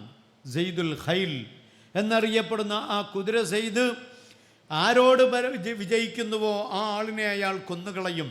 അങ്ങനത്തെ ഒരു മത്സരത്തിന് നബിയുടെ ഒരു അനുയായിയുമായി അയാൾ ഏർപ്പെടുകയും നബി മധ്യസ്ഥനായി നിൽക്കുകയും മത്സരം നടക്കുകയും ചെയ്തപ്പോൾ പെട്ടെന്ന് ആ മനുഷ്യന് തോന്നി, ഇയാളെ ഞാൻ പരാജയപ്പെടുത്താൻ പാടില്ല, അയാളെ കൊല ചെയ്തു പോകുമല്ലോ, ഞാനാണെങ്കിൽ ഏറ്റവും വലിയ അക്രമിയാണ് സെയ്ദ് ചിന്തിച്ചു. അതുകൊണ്ട് ഞാനിവിടെ പരാജയപ്പെടാമെന്ന് കരുതിയിട്ട് ആ മനുഷ്യൻ ജയിക്കാതിരിക്കാൻ വേണ്ടിയിട്ട് കുതിരയോട്ടം നടത്തുകയും അവസാനം രണ്ടുപേരും സമാസമമെത്തുകയും ചെയ്തപ്പോൾ നബിതങ്ങൾ അയാളുടെ കൈക്ക് പിടിച്ചിട്ട് പറഞ്ഞു, നിൻ്റെ പേര് കുതിര സെയ്ദ് എന്നല്ല, സെയ്ദുൽ ഖൈൽ എന്നല്ല, സെയ്ദുൽ ഖൈർ എന്നാകുന്നുവെന്ന് പറഞ്ഞു. നന്മയുടെ സെയ്ദാണ് നീ. ഈ ഉന്നതമായ മാർഗം അല്ലെങ്കിൽ ഇത്രയും മനോഹരമായ തത്വം അത് പഠിപ്പിച്ച വിശുദ്ധ പ്രവാചകൻ ലോകത്തിൽ ഒരാളെയെങ്കിലും കൊല്ലാൻ വേണ്ടി, മോനെ നിന്റെ തസ്ബീഹ് മാല മറിക്കണമെന്ന് പഠിപ്പിക്കുമോ? നിങ്ങൾ നോക്ക്, നിന്റെ കയ്യിലുള്ള വാളുകൊണ്ട് നീ മറ്റുള്ളവരെ കൊന്നൊടുക്കിയാൽ നിന്നെ സ്വർഗത്തിലേക്ക് ഞാൻ കൊണ്ടുപോകുമെന്ന് മുഹമ്മദ് നബി പറഞ്ഞിട്ടുണ്ടോ? ഇല്ല. മുഹമ്മദ് നബി ഒരാളെയും കൊല്ലാൻ പഠിപ്പിച്ചിട്ടില്ല. ആ പ്രവാചകൻ പിന്നീട് എന്താണ് പറഞ്ഞത്? ഈ ജനങ്ങളിൽ ഏതെങ്കിലും ഒരാളെ നീ കൊന്നാൽ കഅന്നമാ ഖതലന്നാസ ജമീഅ, നീ ലോക ജനങ്ങളെ മൊത്തം കൊന്നതിന് തുല്യമാണ്.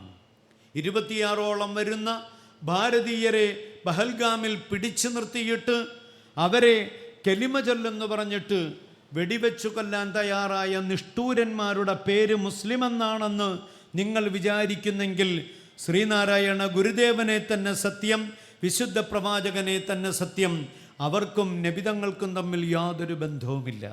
അവർ മുസ്ലിങ്ങളല്ല, അവർ വായിക്കുന്ന ഗ്രന്ഥം ഖുർആനുമല്ല, അവർ ഫോളോ ചെയ്യുന്നത് നബിതങ്ങൾ പഠിപ്പിച്ച ധർമ്മമല്ല. ആ ധർമ്മത്തിൽ ഒരിടത്തും ഒരാളെയും കൊല ചെയ്യാൻ ആഹ്വാനം ചെയ്യുന്നില്ല. അത്രത്തോളം അനുകമ്പയാണ്. അതുകൊണ്ടാണല്ലോ ശ്രീനാരായണ ഗുരുദേവൻ തന്നെ ഈ കരുണാവാൻ നബിമുത്ത് രത്നമോ എന്ന് ചോദിക്കുന്നത്.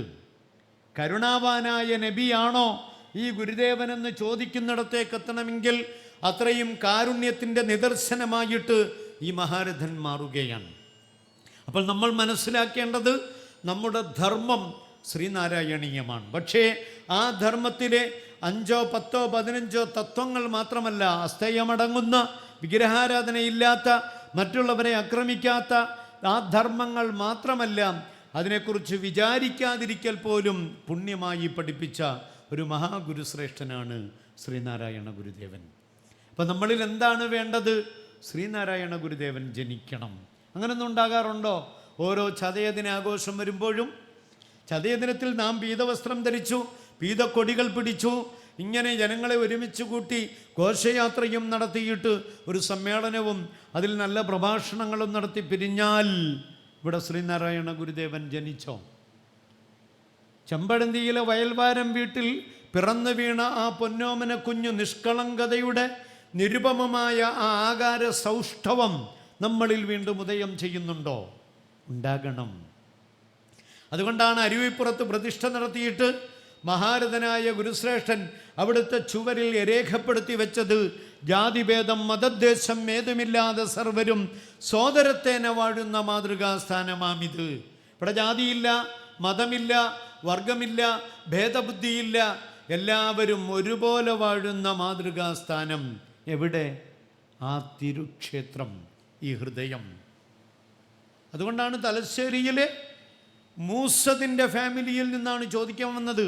നമ്പൂരി കുടുംബമാണ് ഗുരുദേവനോട് ചോദ്യം ചെയ്യാൻ വന്നത്. നിങ്ങൾക്കാരാ അധികാരം നൽകിയത്? നിങ്ങൾ തീയനല്ലേ? മലബാറുകാരുടെ ഭാഷ അന്നത്തെ ഈഴവ സമുദായത്തെ തീയരെന്നാണ് വിളിക്കുക. ഇപ്പോഴും അങ്ങനെയാണ്. തീയരല്ലേ നിങ്ങളൊന്ന് ചോദിച്ചപ്പോൾ ശ്രീനാരായണ ഗുരുദേവൻ ചോദിച്ചു, നിങ്ങൾക്കെന്താണ് പ്രശ്നം?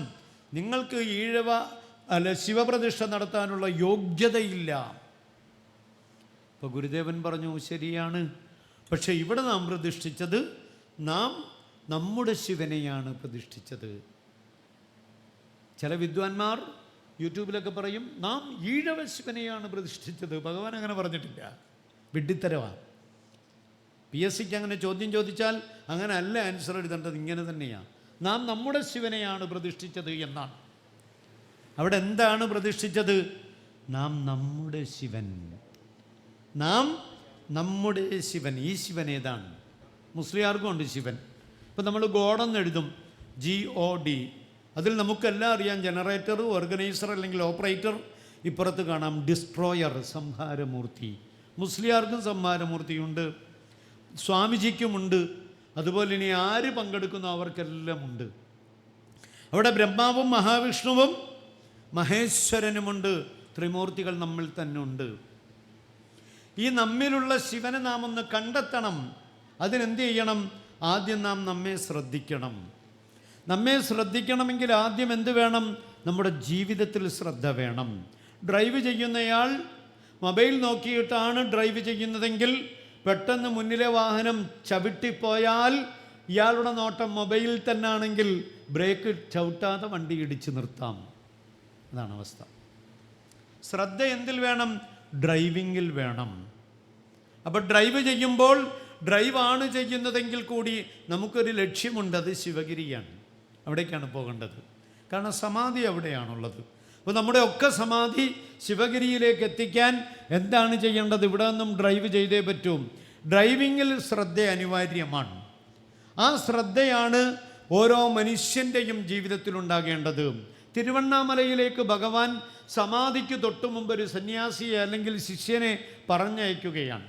തിരുവണ്ണാമലയിലെത്തിയ ആ ആൾ അവിടുന്ന് രമണ മഹർഷി എന്ന മഹാത്മാവിനെ കണ്ടപ്പോൾ അവിടുത്തെ ഏറ്റവും വലിയ സന്യാസിയെ അപ്പോൾ തന്നെ ശിവഗിരിയിലേക്ക് മടക്കി അയക്കുകയാണ്.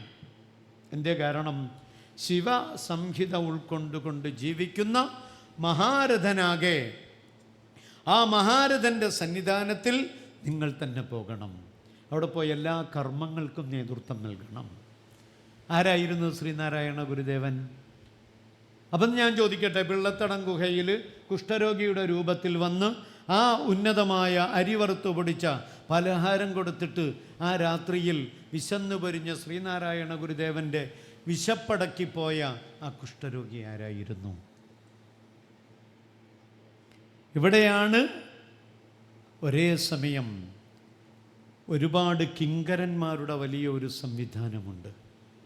ശ്രീനാരായണ ഗുരുദേവൻ ഇവിടെ ജനിച്ചു, വളർന്നു, ജീവിച്ചു.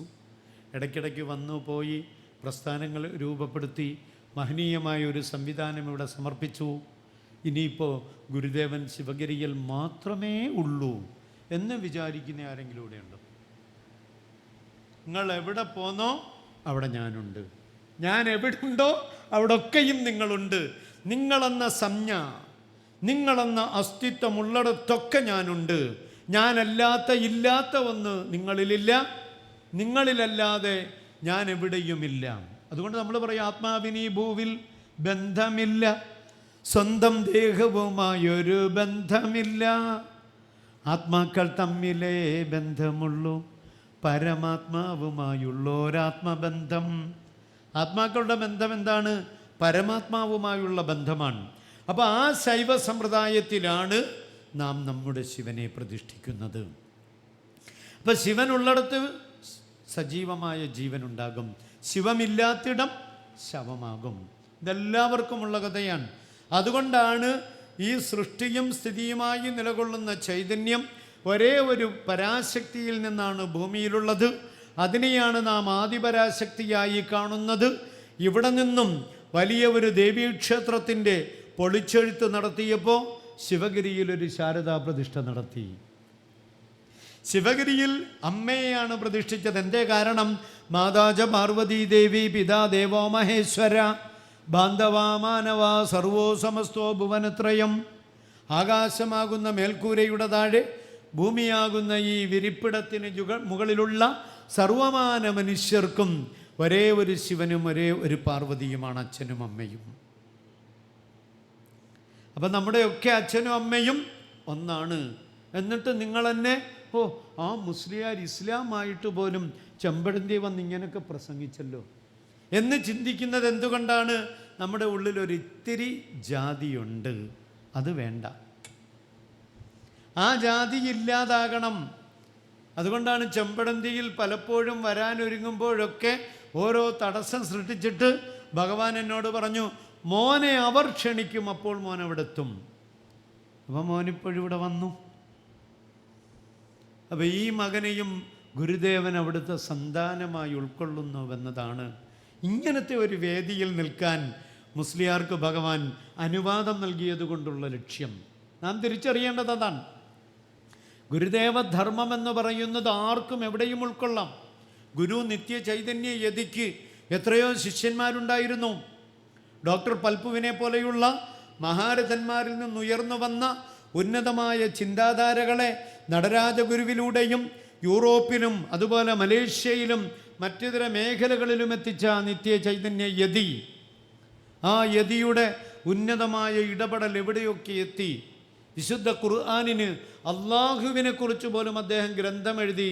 അള്ളാഹു, ആ ഗ്രന്ഥത്തിൻ്റെ പേരതാ, യതി എഴുതിയ ഗ്രന്ഥമാണ് അള്ളാഹു. ഇല്ലായ്മയിൽ ഉണ്ടായി നിലകൊള്ളുന്നവൻ, ഉണ്ടെന്ന് നമ്മെ തോന്നിപ്പിച്ചുകൊണ്ടേയിരിക്കുന്നവൻ. ബ്രഹ്മം എന്താണ്? ഓം ഇത്യോതദക്ഷരമിതം സർവം തസ്യോപവ്യാഖ്യാനം. വ്യാഖ്യാനം പറയാൻ പറ്റാത്ത നിലയിൽ നിലകൊള്ളുന്ന ഈ ഉന്നതമായ ചൈതന്യമാണ് ബ്രഹ്മം. വ്യക്തിയെന്നും അല്ലെങ്കിൽ ശക്തിയെന്നും അതൊന്നും ഇതൊന്നും ഒക്കെ നമുക്കിതിനെ വിളിക്കാൻ പറ്റും. ബ്രഹ്മത്തിന് അങ്ങനെ പ്രത്യേകിച്ച് യാതൊരുവിധ ഗരിമയും പൊരിമയും ഒന്നും വേണ്ട. എന്തേ കാരണം? ബ്രഹ്മം സജീവമാണ്, അത് ത്രികാലാതീതമാണ്. എന്ന് പറഞ്ഞാൽ യച്ഛന്യാത് ത്രികാലാതീതം, എല്ലാ കാലങ്ങൾക്കും അതീതമായി ചലിക്കാത്ത ഘടികാരമായി നിലകൊള്ളുകയാണ് ബ്രഹ്മമെങ്കിൽ, നമുക്കാണല്ലോ ഇപ്പം ടൈമായത്. ബ്രഹ്മത്തിനെന്ത്? ആ ബ്രഹ്മം എന്നുള്ള അവസ്ഥ ചലിക്കുന്നില്ല. ചലിക്കാതെ നിലകൊള്ളുന്ന ഘടികാരം, ആ ഘടികാരമാകുന്നു ഭഗവാൻ. അതുകൊണ്ടാണ് ഒരു സ്ത്രീയെ അവിടുത്തെ ബന്ധുമിത്രാദികൾ സഹോദരങ്ങൾ പോയി ഇദ്ദേഹത്തിന് പത്നിയാക്കി വീട്ടിൽ കൊണ്ട് നിർത്തുമ്പോൾ സഞ്ചാരം കഴിഞ്ഞ് മടങ്ങി വന്ന് അതേ വീട്ടിലെത്തിയിട്ട് ആ സ്ത്രീയെ തൊഴുതു വണങ്ങിയിട്ട് എൻ്റെ ജോലിയും എൻ്റെ മാർഗവും അതിൻ്റെ വഴിയിലൂടെ തന്നെ നടക്കട്ടെ, നിങ്ങളുടേത് നിങ്ങളുടേതായി തന്നെ പോകട്ടെ. അവിടെ ബന്ധം പിരിയലല്ല, ബന്ധം ദൃഢമാക്കലാണ്. ഗൃഹസ്ഥാശ്രമത്തിലൂടെയാണ് ഓരോ ആദർശ പുരുഷന്മാരും ഓരോ അവതാരങ്ങളും ഭൂമിയിലുണ്ടായിട്ടുള്ളത് എങ്കിൽ അതിൻ്റെ മനോഹാരിതയാണ് നാം ശ്രീനാരായണ ഗുരുദേവനിൽ കണ്ടത്. അതുകൊണ്ടാണല്ലോ വീണ്ടും ആ അമ്മ ഭഗവാനെ കാണാൻ വേണ്ടി മരുത്വാമലയിലേക്ക് കയറിപ്പോയത്.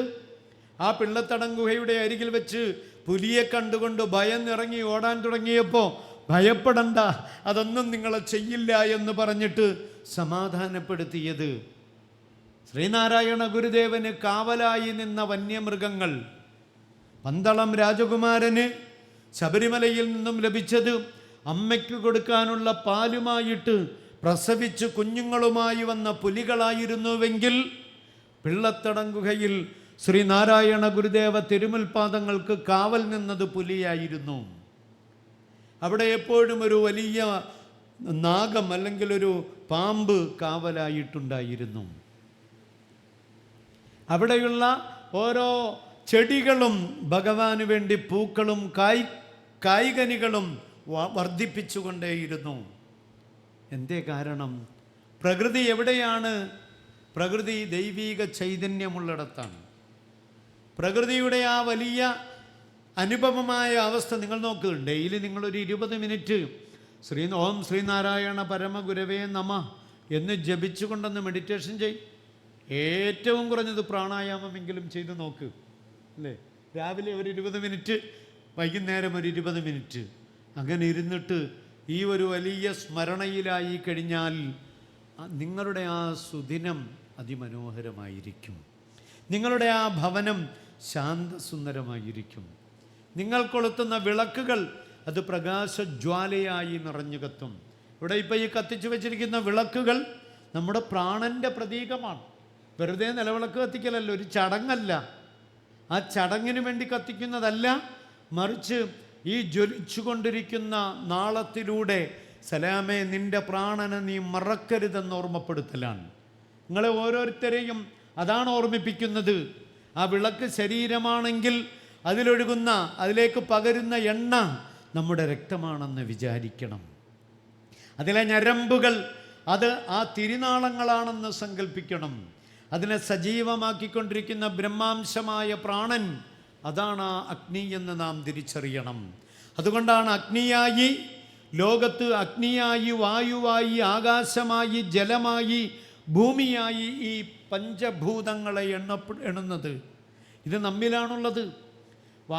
നമ്മുടെ ഓരോരുത്തരുടെയും ജ്ഞാനാഗ്നിയായി, കാമാഗ്നിയായി, നേത്രാഗ്നിയായി, കോപാഗ്നിയായി, ജഡരാഗ്നിയായി നമ്മിൽ നിലകൊള്ളുന്ന പഞ്ചാഗ്നി മധ്യേ തപസ് ചെയ്താലും ഈ പാപകർമ്മത്തിൻ പ്രതിക്രിയയാകുമോ എന്ന് ചോദിക്കുന്നത് അരളി കടഞ്ഞെടുക്കുന്ന അഗ്നിയല്ല, മറിച്ച് നമ്മുടെ പ്രാണനെ കൊണ്ട് നാം തന്നെ കടഞ്ഞെടുക്കുന്ന അഗ്നിയാണ്. ആ അഗ്നിയുടെ ഉടമകളായി നമ്മിൽ തന്നെ ആരുണ്ട്? ഈ മഹാശക്തിയായ ബ്രഹ്മദേവനുണ്ട്. അതാണ് ഈ ശരീരം. ഇതിനെ ഗോഡെന്ന് വിളിക്കും, അതോടൊപ്പം ത്രിമൂർത്തി എന്ന് വിളിക്കും. മുസ്ലിങ്ങൾ എന്ത് വിളിക്കും? മുസ്ലിയാരെ, മുസ്ലിങ്ങൾക്ക് 3 പേരുണ്ട് ഇതിൽ. ഒന്നും ഈ കാണുന്നത് മുഹമ്മദാണ്. ഇതിൻ്റെ പേര് മുഹമ്മദ് എന്നാ. അത് മക്കത്ത് വന്ന മദീനയിൽ സമാധിയായ ആൾ മാത്രമല്ല, ലോകത്തിലുള്ള സർവ്വ ജനങ്ങളും മുഹമ്മദാണ്, സ്തുതിക്കപ്പെട്ടവനാണ്. അതിൻ്റെ അർത്ഥം അതാണ്. ആ മുഹമ്മദ് എന്നതിൻ്റെ ആദ്യത്തെ അക്ഷരം, അതിൻ്റെ തല തുടങ്ങി ഇങ്ങനെയാണ്, അത് നീണ്ടുവരുന്നൊരു മത്സ്യം പോലെ. ഇത് മനുഷ്യൻ്റെ തലയും ഉടലും പോലെയാണ്. അതാണ് ആദ്യത്തെ അക്ഷരം എം. അതിന് മീം എന്ന് പറയും. അതിൽ കുടികൊള്ളുന്ന ശക്തമായ ഈ ശ്വാസോച്ഛ്വാസം, അതിനെ റസൂൽ എന്ന് വിളിക്കും. അപ്പം മുഹമ്മദ് റസൂലായി. ഇനിയോ ഈ റസൂൽ എന്ന ഈ ശ്വാസോച്ഛ്വാസത്തെ നിയന്ത്രിച്ചു കൊണ്ടിരിക്കുന്ന പരബ്രഹ്മത്തിനെ അല്ലെങ്കിൽ മഹാശക്തിയെ അള്ളാഹു എന്ന് വിളിക്കും. അപ്പം എന്തായി? മുഹമ്മദ് റസൂൽ അല്ലാഹ് ആയി. അപ്പോൾ ഇത് ചേർത്ത് മുഹമ്മദ് റസൂലുള്ള എന്ന് പറയാം. ഇതെവിടെയാണ് ഉള്ളത്? അത് മക്കത്തല്ലേ മുസ്ലിയാരെ? അല്ല. മദീനത്തല്ലേ? അല്ല. പിന്നെയോ എന്നിലാണ്, നിങ്ങളിലാണ്. ഇത് തിരിച്ചറിയാതെ പോയവനാണ് IS-ൽ പോയി ചേർന്നത്, PFI-യിൽ പോയി ചേർന്നത്, തീവ്രവാദ സംഘടനയിൽ പോയി ചേർന്നത്. എന്നിട്ട് ആരാണ് ആരെ കൊല്ലുന്നത്? മുഹമ്മദിനെ കൊല്ലാൻ വേണ്ടി വാളെടുക്കുക, അല്ലെങ്കിലോ തോക്കെടുക്കുക. ഇവനോട് മാനിഷാത പാടാൻ ഇനിയും ഇവിടെ ജന്മങ്ങളുണ്ടാകണം. ആ ജന്മങ്ങളുണ്ടാകണമെന്ന് ഓർമ്മപ്പെടുത്താൻ ഈ നൂറ്റാണ്ടിൽ, അല്ലെങ്കിൽ കഴിഞ്ഞ 19-ാം നൂറ്റാണ്ടിൻ്റെ തുടക്കത്തിൽ ഇവിടെ വിപ്ലവം സൃഷ്ടിച്ച മഹാരഥൻ്റെ നാമധേയമാണ് ശ്രീനാരായണ ഗുരുദേവൻ. അവരാണിത് പഠിപ്പിക്കുന്നത്. അപ്പോൾ ക്രിസ്ത്യാനികൾക്കോ പിതാവുണ്ട്, പുത്രനുണ്ട്, പരിശുദ്ധാത്മാവുണ്ട്. പിതാവാരാണ്? കാരണശരീരമാണ്. പുത്രനാരാ? ഈ കാണുന്ന ശരീരമാണ്. ഒന്ന് കാണുന്ന ശരീരമാണ്, പിതാവ് കാരണ ശരീരമാണ്. ഇതിനുള്ളിൽ കുടികൊള്ളുന്ന സൂക്ഷ്മ ശരീരം, അതിനെ പരിശുദ്ധാത്മാവെന്ന് വിളിച്ചുകൊള്ളട്ടെ. അപ്പോൾ ത്രയേകത്വമല്ല, അദ്വൈതം വളരെ വ്യക്തമായിട്ട് നമ്മുടെ മുന്നിൽ സജീവമായി പഠിപ്പിച്ചിട്ട് അത് ഏകമാണെന്ന് ഓർമ്മപ്പെടുത്തുകയാണ്. വിവിധ പേരുകളിലൂടെയും വഴികളിലൂടെയും സഞ്ചരിച്ചിട്ട് ഒരേ ലക്ഷ്യത്തിൽ എത്തിച്ചേരുകയാണ്. ഏകം സദ്വിപ്രാ ബഹുധാ വദന്തി, ഋഗ്വേദം. ഏകമാണ് നാം. അതാണ് ഗുരുദേവൻ പഠിപ്പിച്ചത്. ഒരേ ആകാരം, ഒരേ യോനി, ഒരു ഭേദവുമില്ലതിൽ, ഒരേ ശരീരം. നിങ്ങൾ നോക്കുക, എവിടെയും 5 വിരൽ. മുസ്ലിയർക്കുണ്ടോ 6 വിരൽ? അമ്മയ്ക്കുണ്ടോ 7 വിരൽ? ഒന്നുമില്ല. എല്ലാവരുടെയും ഒരേ ആകാരം, ഒരേ യോനി, ഒരു ഭേദവുമില്ലതിൽ. എത്രയോ കാലത്തിന് മുമ്പ് പ്രതിഷ്ഠ നടത്താൻ അവിടെ പ്രതിഷ്ഠ നടത്തുന്നതിന് വേണ്ടി ആദ്യം ഭഗവാൻ എന്ത് ചെയ്തു? നെയ്യാർപ്പുഴയുടെ തീരത്തൊരു പീഠം ഉറപ്പിച്ചു. ഇങ്ങനെ പോയി യാത്ര ചെയ്തു, പിന്നെ വന്നു. ശിവരാത്രി നാളിൽ അവിടെ എത്തി, അവിടെ പ്രതിഷ്ഠ നടത്തി. സ്ത്രീ പുരുഷ സങ്കലനം. കല്യാണം മാത്രമല്ലത്, ഇതിലെല്ലാറ്റിലും അത് കാണാനും വായിക്കാനും കഴിയും. സർവ്വതിലും നിറഞ്ഞു നിൽക്കുന്നത് ഈ ഒന്ന് തന്നെയാണ്, ഈ സ്ത്രീ പുരുഷത്വം. രണ്ടല്ല, അതൊന്നാണ്. അർദ്ധനാരീശ്വര ഭാവമായി അതുകൊണ്ടാണ് ഇതിനെ ഉൾക്കൊള്ളുന്നത്. അമ്മയാകുന്നതും അച്ഛനാകുന്നതും ഒരേ പ്രാണൻ തന്നെയാണ്. ഇത്തവണ ഇങ്ങനെ വന്നയാൾ അടുത്ത തവണ സ്ത്രീയായി വന്നുകൂടാ എന്നൊന്നുമില്ല. ഇത് മാറി മാറി മാറി ഇങ്ങനെ സംഭവിച്ചു കൊണ്ടിരിക്കുന്ന പുനരഭിജനനം പുനരഭിമരണം എന്ന് പറഞ്ഞതുപോലെ ആവർത്തനം ഇവിടെ നടക്കുകയാണ്. വാസാംസി ജീർണാനി യഥാവിഹായ നവാനി ഗ്രഹണാദി നരോപരാണി തഥാ ശരീരാണി വിഹായ ജീർണ നൃണ്യാനി സംയാതി നവാനി ദേഹി. നിങ്ങൾ നോക്കൂ, എന്താ മരണം? മരണമെന്നാൽ എന്താണെന്ന് ഭഗവാൻ കൃഷ്ണൻ അർജുനനോട് പറഞ്ഞു കൊടുത്തതാണ്. അല്ലെങ്കിൽ ശ്രീനാരായണ ഗുരുദേവൻ അന്ന് ദ്വാപരയിലും മധുരയിലും വന്നപ്പോൾ അർജുനൻ്റെ കൂടെ നിന്നുകൊണ്ട് പറഞ്ഞതാണ്. അങ്ങനെയൊക്കെ ഉൾക്കൊള്ളാൻ ഇവർക്ക് പറ്റൂ? ഈ ഭഗവാൻ തന്നെയല്ലേ അന്ന് കൃഷ്ണനായും വന്നത്. വ്യത്യാസമുണ്ടോ? ഒരു വ്യത്യാസമില്ല. എന്ത് വ്യത്യാസം? ഇത് തന്നെയാണത്, അത് തന്നെയാണിത്. അന്ന് അർജുനനോട് പറഞ്ഞു, മോനെ എന്താണ് മരണമെന്ന് നിനക്കറിയോ? നീ ഒരു വസ്ത്രം ധരിച്ചു, അഴുക്ക് പുരണ്ടു, കീറിപ്പറിഞ്ഞു, അത് കളയാൻ നേരമായി. അപ്പം നീ എന്തു ചെയ്യും? പുതിയൊരു വസ്ത്രം വാങ്ങിച്ചു ധരിക്കും. തഥാ ഇതേ പ്രകാരം ശരീരാണി, ശരീരം വിഹായ ജീർണ, ജീർണാവസ്ഥയെ പ്രാപിച്ചാൽ പിന്നീട് സംഭവിക്കുന്നത് ഈ ദേഹത്തിൽ നിന്നും ദേഹി പോവുകയാണ്, ദേഹം ഉപേക്ഷിക്കപ്പെടുകയാണ്. നൃണ്യാനി സംയാതി നവാനി ദേഹി, പുതിയൊരു ദേഹം തേടിയിട്ട് ദേഹി പുറപ്പെടുകയാണ്, കിളി പോവുകയാണ്. അവിടെ എന്താണ്? ഈ ബോഡി ബാക്കിയാവുകയാണ്. ബോഡിക്കൊരു വിലയുമില്ല എന്ന് അന്നേരമാണ് നമ്മൾ അറിയുന്നത്. ഇപ്പം അറിയില്ല. ഇപ്പം നമ്മൾ ഏറ്റവും കൂടുതൽ ഒരുങ്ങുന്നത് കണ്ണാടിയുടെ മുന്നിൽ നിന്നിട്ട് നമ്മെ സൗന്ദര്യവൽക്കരിക്കാനാണ്, അല്ലേ? നമുക്ക് നമ്മെക്കുറിച്ച് സൗന്ദര്യ ബോധമുണ്ടാക്കിയെടുക്കാൻ വേണ്ടിയാണ്. ശുചിത്വം, ഞങ്ങൾ ഈ മുസ്ലിം സമൂഹത്തിന് ശുചിത്വം പണ്ട് മുതലേ ഇച്ചിരി കൂടുതലുള്ള കൂട്ടത്തിൽ. എപ്പോഴും കാലും കയ്യും കഴുകുക, എപ്പോഴും ശുദ്ധി ചെയ്യുക, അവിടെ ചവിട്ടിയാൽ ഇവിടെ തൊട്ടാലൊക്കെ. ഞാൻ ഹൃദംബരാനന്ദ സ്വാമിയുടെ കൂടെ പോയപ്പോൾ ഞാൻ തന്നെ ആലോചിച്ചു, ഇദ്ദേഹം മുസ്ലിങ്ങളുടെ നേതാവാണോ എന്ന്. അത്രയ്ക്ക് ശുദ്ധി. എന്ത് ശ്രദ്ധയാണെന്ന് പറഞ്ഞാൽ, ഇവിടെ ഇങ്ങനെ ഒന്ന് പിടിച്ചാൽ ഉടനെ പോയിട്ട് കൈ കഴുകും. എന്ത് കാര്യം ചെയ്താലും ഉടനെ കൈ കഴുകുക, കാല് കഴുകുക, ശുദ്ധി ചെയ്യുക. അദ്ദേഹത്തിൻ്റെ ബെഡിലാണെങ്കിലും ഒരാളെ ഇരുത്തത്തില്ല. പക്ഷേ ഞാൻ കയറി ചെന്നപ്പോൾ എൻ്റെ അടുത്ത് പറഞ്ഞു, ഇവിടെ ഇരുന്നാൽ മതി മുസ്ലിയാർ. അടുത്ത് പിടിച്ചിരുത്തി. ഇങ്ങനെ എനിക്ക് പോരാൻ നേരം ഉമ്മ ഒക്കെ തന്നു. ഞാൻ അത്ഭുതപ്പെട്ടു പോയി. സ്വാമി ഉമ്മ വെക്കുമോ?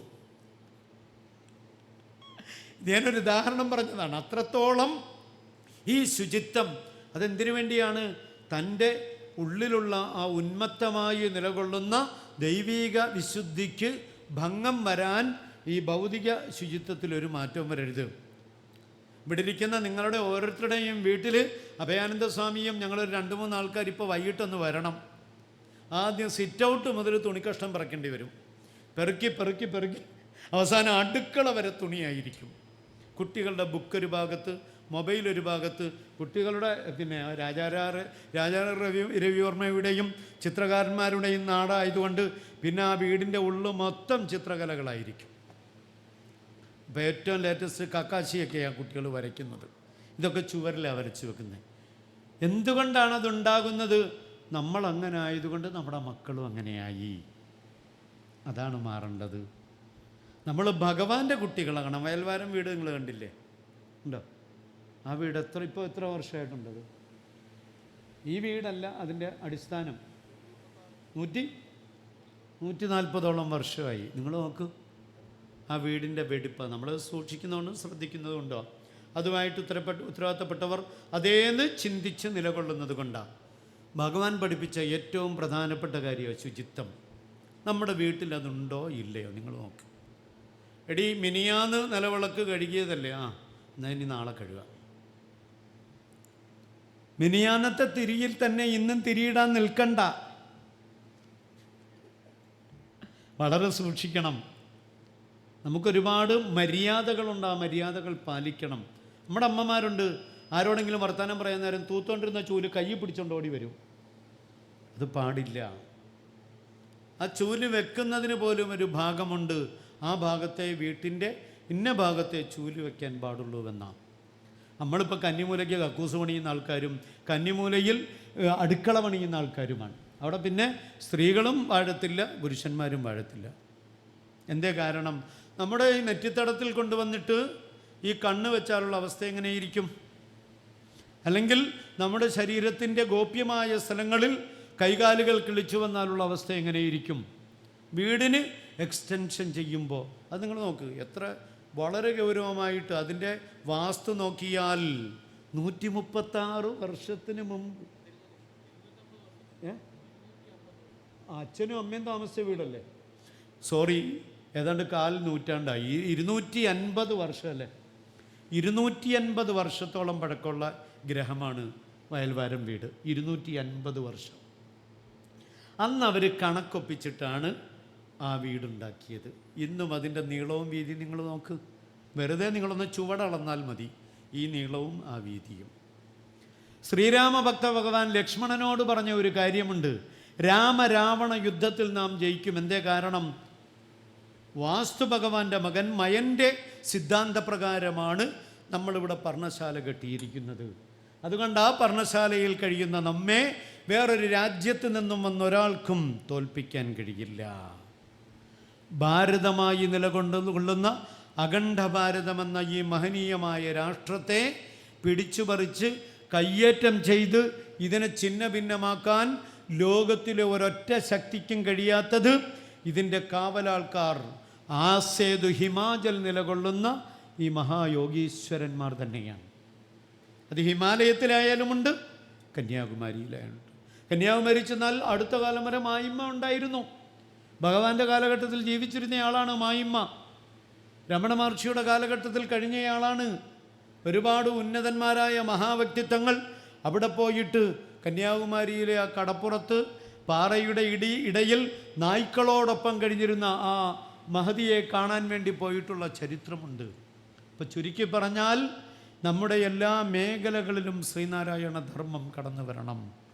അത് ജീവിതത്തിൽ വിശുദ്ധിയോടുകൂടിയാകണം, ആരാധനയോടുകൂടിയാകണം, പ്രാർത്ഥനയോടുകൂടിയാകണം. നമ്മുടെ കുഞ്ഞുങ്ങളെ ഇത് ബോധവൽക്കരിച്ചും പഠിപ്പിച്ചും കൊണ്ടാകണം. അതിപ്പോൾ നമുക്ക് കുറവാണ്. അത് മാറ്റണം. അമ്മമാരുടെ സ്വഭാവത്തിന് ഒരുപാട് മാറ്റം വരുത്തണം. നിങ്ങൾ സന്ധ്യ നേരത്ത് TV ഓണാക്കിയിരിക്കുന്ന അവസ്ഥ മാറ്റുക. എത്രയോ നാളായിട്ട്, ഇപ്പം മാസങ്ങൾക്ക് മുമ്പ് തുടങ്ങിയ പിന്നെ വിഷു ആഘോഷം ഇതുവരെ ഏഷ്യാനെറ്റ് കഴിഞ്ഞിട്ടില്ല. ഇപ്പോഴും വിഷുവാണ്.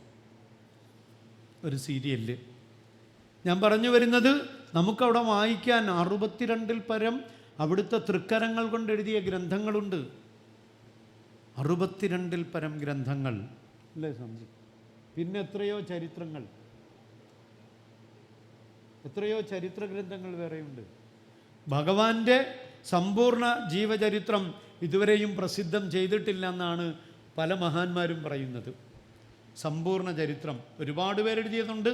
എന്നാൽ അതിൽ നിന്നെല്ലാം വ്യത്യസ്തമായിട്ട് ഇനിയും ഒരു സമ്പൂർണമായ ചരിത്രം എഴുതുമെന്ന് പ്രതീക്ഷിച്ചിരുന്ന നമ്മുടെ യതി, അദ്ദേഹം പോലും നമ്മളോട് യാത്ര പോയി.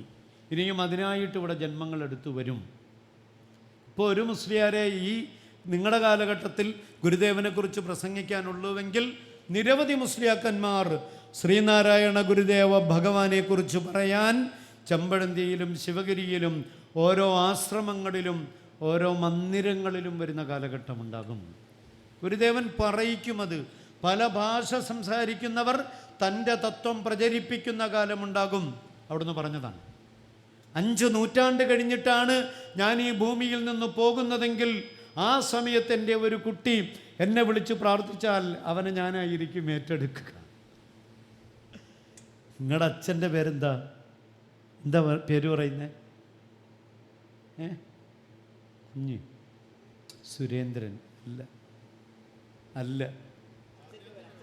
അച്ഛൻ്റെ പേരെന്ന് പറഞ്ഞാൽ ആത്മാവിൻ്റെ അച്ഛൻ്റെ പേരാണ് ഞാൻ ചോദിച്ചത്.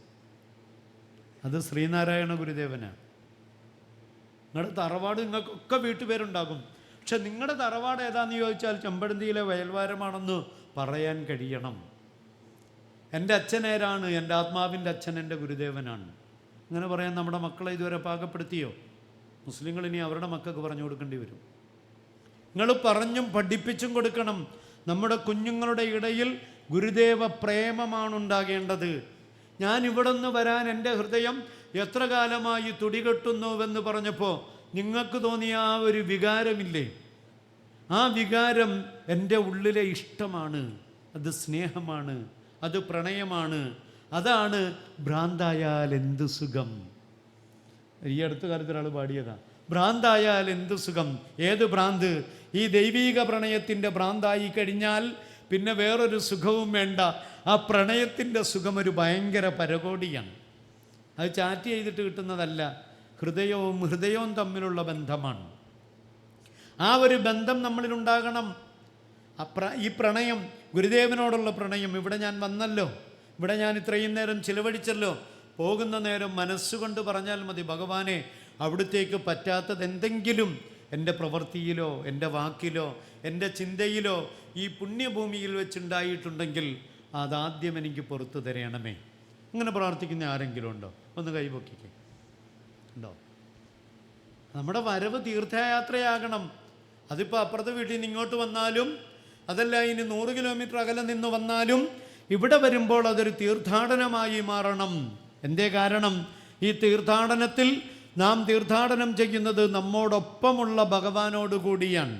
രൂപരൂപ വിവർജിതസ്യ ഭവതോ ധ്യാനേനയത് കൽപ്പിതം സ്തുത്യാ നിർവചനീയത് അഖില ഗുരോ ദൂരീകൃതായന്മയ വ്യാപിത്തഞ്ച നിരാകൃതം ഭവതായ തീർത്ഥയാത്രാദിന ക്ഷന്തവ്യം ജഗദീശ തദ്വികലത ദോഷത്രയം മൽകൃതം. ഞാനിങ്ങനെ തീർത്ഥയാത്രകൾ നടത്തിക്കൊണ്ടേയിരിക്കുകയാ. പക്ഷേ ഭഗവാനെ തേടിയാണ് ഞാൻ പോകുന്നത്. അല്ല, ഭഗവാനോടൊപ്പമാകണം നിൻ്റെ യാത്രയെന്ന് ശങ്കരാചാര്യർ എത്രയോ കാലത്തിന് മുമ്പ് പറഞ്ഞതാണ്. എല്ലാം ഇവിടെ എഴുതി വെച്ചു, എല്ലാം ഇവിടെ ആ രൂപത്തിൽ തന്നെ ആക്കി തീർത്തിട്ട് അവസാനം ശങ്കരാചാര്യർ അദ്വൈതമല്ലാതെ ഒന്നില്ല എന്ന് ലോകത്തോട് പറഞ്ഞപ്പോൾ രണ്ടല്ല ഒന്നേ ഉള്ളൂ, അനൽ ഹക്ക്, ഞാനാകുന്നു സത്യം. ആ സത്യം ഏതാണ്? സത്യം തന്നെയാണ് ഗുരു, ഗുരു തന്നെയാണ് ദൈവം, ആ ദൈവം തന്നെയാണ് എൻ്റെ പരബ്രഹ്മം. അസതോമ സദ്ഗമയ എന്ന് നാം പറയുന്നത് സത്യമല്ല, അല്ലാത്തതൊന്നും നമുക്കില്ല. ഈ സത്യമല്ലാതെ നിലകൊള്ളുന്നതിനെ നാം പിന്തുടരുന്നില്ല. നമ്മുടെ ഉള്ളിലുള്ളതൊക്കെ സത്യമാണ്. ഞാനീ പറഞ്ഞതൊക്കെ സത്യമാണ്. ഇതിൽ പറഞ്ഞ ചരിത്രമായാലും ഇതിലെ വസ്തുതകളായാലും നിങ്ങളല്ലെങ്കിൽ സ്വാമിജിയോട് പിന്നീട് ചോദിച്ചു നോക്കുക. നുണ വല്ലതും പറഞ്ഞിട്ടുണ്ടെങ്കിൽ എൻ്റെ ഫോൺ നമ്പർ ഇവിടെയുണ്ട്. അദ്ദേഹത്തിൻ്റെ കയ്യിൽ നിന്നും വാങ്ങിയിട്ട് എനിക്ക് തിരുത്തി തരിക. ഞാൻ പറയാൻ കാരണം ശ്രീനാരായണ ഗുരുദേവനുമായി ആ തിരുമുൽപാദങ്ങളുമായി ഒരു ലയനം ഉണ്ടാകണം, ഉണ്ടാക്കിയേ പറ്റൂ. അത് കേവലം സംഘടനാപരം മാത്രമല്ല, അതൊക്കെയും ഈ ജനങ്ങളെ ഒരുമിച്ച് നിർത്താനാണ്. അതെല്ലാം ഒന്നാകും. ഇപ്പം ഈ പല പേരുകളിൽ, ഒരുപാട് പേരുകളിൽ ഇപ്പോൾ പ്രവർത്തിക്കുന്നുണ്ട്. ഗുരുധർമ്മ പ്രചരണ സഭയിലും ശിവഗിരിയിലുമായി ചേർന്ന് നിരവധി സംഘടനകളും അതിൻ്റെ പ്രവർത്തനങ്ങളും ഒക്കെ കേരളത്തിലും വിദേശത്തും ഒക്കെയുണ്ട്. ഇതെല്ലാം ഒന്നാകും. പുഴ ഒഴുകി സമുദ്രത്തിലെത്തും പോലെ ഒന്നിൽ തന്നെ വന്നു ചേരും. അത് ഭഗവാനിലാകണം. രണ്ടാമത്, നമ്മളെല്ലാവരെയും ആദരിക്കുന്നവരാകണം. ഗുരുത്വം ഇന്ന് നമ്മുടെ വീടുകളിൽ നഷ്ടപ്പെട്ടുകൊണ്ടിരിക്കുകയാണ്. എന്തേ കാരണം? ഭർത്താവിനെ സ്നേഹിക്കാത്ത ഭാര്യ ഉള്ള വീട്ടിൽ മക്കൾ ഒരിക്കലും അച്ഛനെ അമ്മയെ സ്നേഹിക്കില്ല. ഭർത്താവിനെ ഭാര്യ സ്നേഹിക്കുന്നില്ല, ഇഷ്ടപ്പെടുന്നില്ല. ഭാര്യ ഭർത്താവാണെന്നുണ്ടെങ്കിൽ ശത്രുവിനെ പോലെ കാണുന്നത്.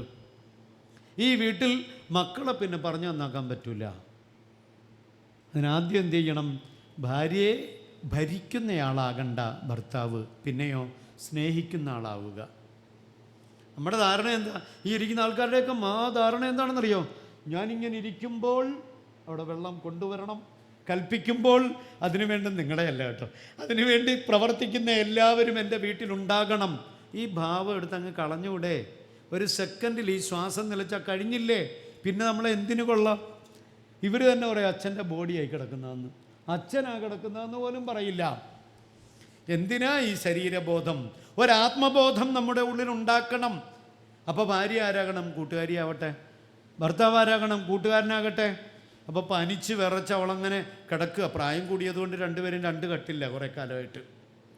അങ്ങനെ കിടക്കുന്നതിനിടയിൽ അവളുടെ അരികിൽ ചെന്നിട്ട് എങ്ങനെയുണ്ട്, വേദനിക്കുന്നുണ്ടോ, അല്ലെങ്കിൽ ഹോസ്പിറ്റലിൽ പോകണോ, ചൂടുവെള്ളം വേണോ, കട്ടൻ ചായ ഇട്ട് തരണോ? മക്കളൊക്കെ UK-ലും അതുപോലെ മറ്റിതര സ്ഥലങ്ങളിലൊക്കെയാണ്. അതുകൊണ്ടാണ് ഇപ്പോൾ സച്ചിദാനന്ദ സ്വാമിക്ക് UK-ലേക്ക് പോകേണ്ടി വന്നു ഗുരുധർമ്മം പ്രചരിപ്പിക്കാൻ വേണ്ടി. കാരണം എന്താ? ഈ തലമുറ മൊത്തം അവിടെ ആയിപ്പോയി, പോയിക്കൊണ്ടിരിക്കുക. ഇവിടെ ഈ വൃദ്ധനും വൃദ്ധയും രണ്ടു വഴിക്കാം. അവരൊരു വഴിക്കൊന്നായി പരസ്പര സ്നേഹത്തിലായാൽ ആ വീടെത്ര സ്വസ്ഥമായിരിക്കും. എത്ര ഒന്ന് അടുത്തിരുന്ന് ഭക്ഷണം കഴിക്കുമ്പോൾ നീയും കൂടി എൻ്റെ അടുത്തിരിക്കും. എന്നിട്ട് കുറവുണ്ട്, കുറ്റമുണ്ടെങ്കിൽ കൂടി ഒന്നുകൂടി നന്നാക്കി ഇനി അടുത്ത തവണ ഉണ്ടാക്കാം ഭക്ഷണത്തിന്. അങ്ങനൊരു മുന്നറിയിപ്പ് കൊടുക്കാൻ കഴിയുന്ന ഡോക്ടർ APJ അബ്ദുൽ കലാം കുഞ്ഞായിരുന്നപ്പോൾ ഭക്ഷണം കഴിച്ചു കൊണ്ടിരിക്കുമ്പോൾ പാപ്പയുണ്ട്, ഉമ്മയുണ്ട്, സഹോദരനുണ്ട്, അടുത്തിരുന്ന് ഭക്ഷണം കഴിക്കുകയാണ്. ആ നേരത്ത് കരിഞ്ഞ റൊട്ടി കഴിക്കാൻ വേണ്ടി കിട്ടിയപ്പോൾ അബ്ദുൽ കലാം അറിയാതെ പറഞ്ഞു, എന്താണുമ്മ ഇത്, റൊട്ടിയൊക്കെ കരിഞ്ഞു പോയല്ലോ, ഇത്രയേ ചോദിച്ചുള്ളൂ. ഉടനെ തന്നെ അബ്ദുൽ കലാമിൻ്റെ വാപ്പ ജൈനുലാബ്ദീൻ പൊത്തി എന്നാണ്. എന്നിട്ട് പറഞ്ഞു, മിണ്ടരുത്, നേരം പുലർച്ചയായി നീ എഴുന്നേൽക്കുന്നതിന് മുമ്പേ ഉണർന്ന് ഈ വീട്ടിലെ ജോലികൾ മൊത്തം തീർത്ത് ഇവിടെ നമുക്ക് ഭക്ഷണവും ഉണ്ടാക്കി നമ്മുടെ വസ്ത്രവും അലക്കി അവസാനം രാത്രിയിൽ നമുക്ക് റൊട്ടി ഉണ്ടാക്കി തരുമ്പോൾ ആ കൈപ്പിഴ കൊണ്ടൊരെണ്ണം കരിഞ്ഞു പോയാൽ അതല്ല മോനെ പറയേണ്ടത്, ഒരിക്കലും പറയരുത്. അബ്ദുൽ കലാം പറഞ്ഞു, തൻ്റെ ഉമ്മയെ ഓർത്ത് പൊട്ടിക്കരഞ്ഞ ദിവസമാണതെന്ന്. നിങ്ങൾ നോക്ക്, നമ്മുടെ ഭാര്യ ഉണ്ടാക്കി തരുന്ന ഭക്ഷണത്തിൽ അല്പം ഉപ്പ് കൂടിയാൽ അന്ന് അവിടെ നടക്കുന്നത് എന്താ? പറക്കിയേറും ബഹളവും. നമ്മളെന്ത് ശ്രീനാരായണീയരാ! ഇതല്ലേ മാറേണ്ടത്? ഒന്ന് സ്നേഹത്തോടെ ഒരു വാക്ക് പറഞ്ഞാൽ, ഒന്ന് സ്വാന്തനപ്പെടുത്തിയാൽ, മുടി നരച്ചുപോയി, കാര്യം ശരിയാ, എന്നാലും ആ തലയിലൊന്ന് തലോടിയാൽ എത്ര ഇഷ്ടമായിരിക്കും ഉള്ളിലുണ്ടാവുക. ഇത് ഭാര്യ ഭർത്താവിനായാലും ഭർത്താവ് ഭാര്യയ്ക്കായാലും ഈ ഭരിക്കൽ സമ്പ്രദായം മാറ്റിവെച്ചിട്ട്, ഞാൻ ചോദിക്കട്ടെ, നിങ്ങൾ 5 ആളിപ്പോൾ ഒന്നിച്ച് പോവുക അപ്പുറത്തെ ഹോട്ടലിൽ കയറി ചായ കുടിക്കാൻ.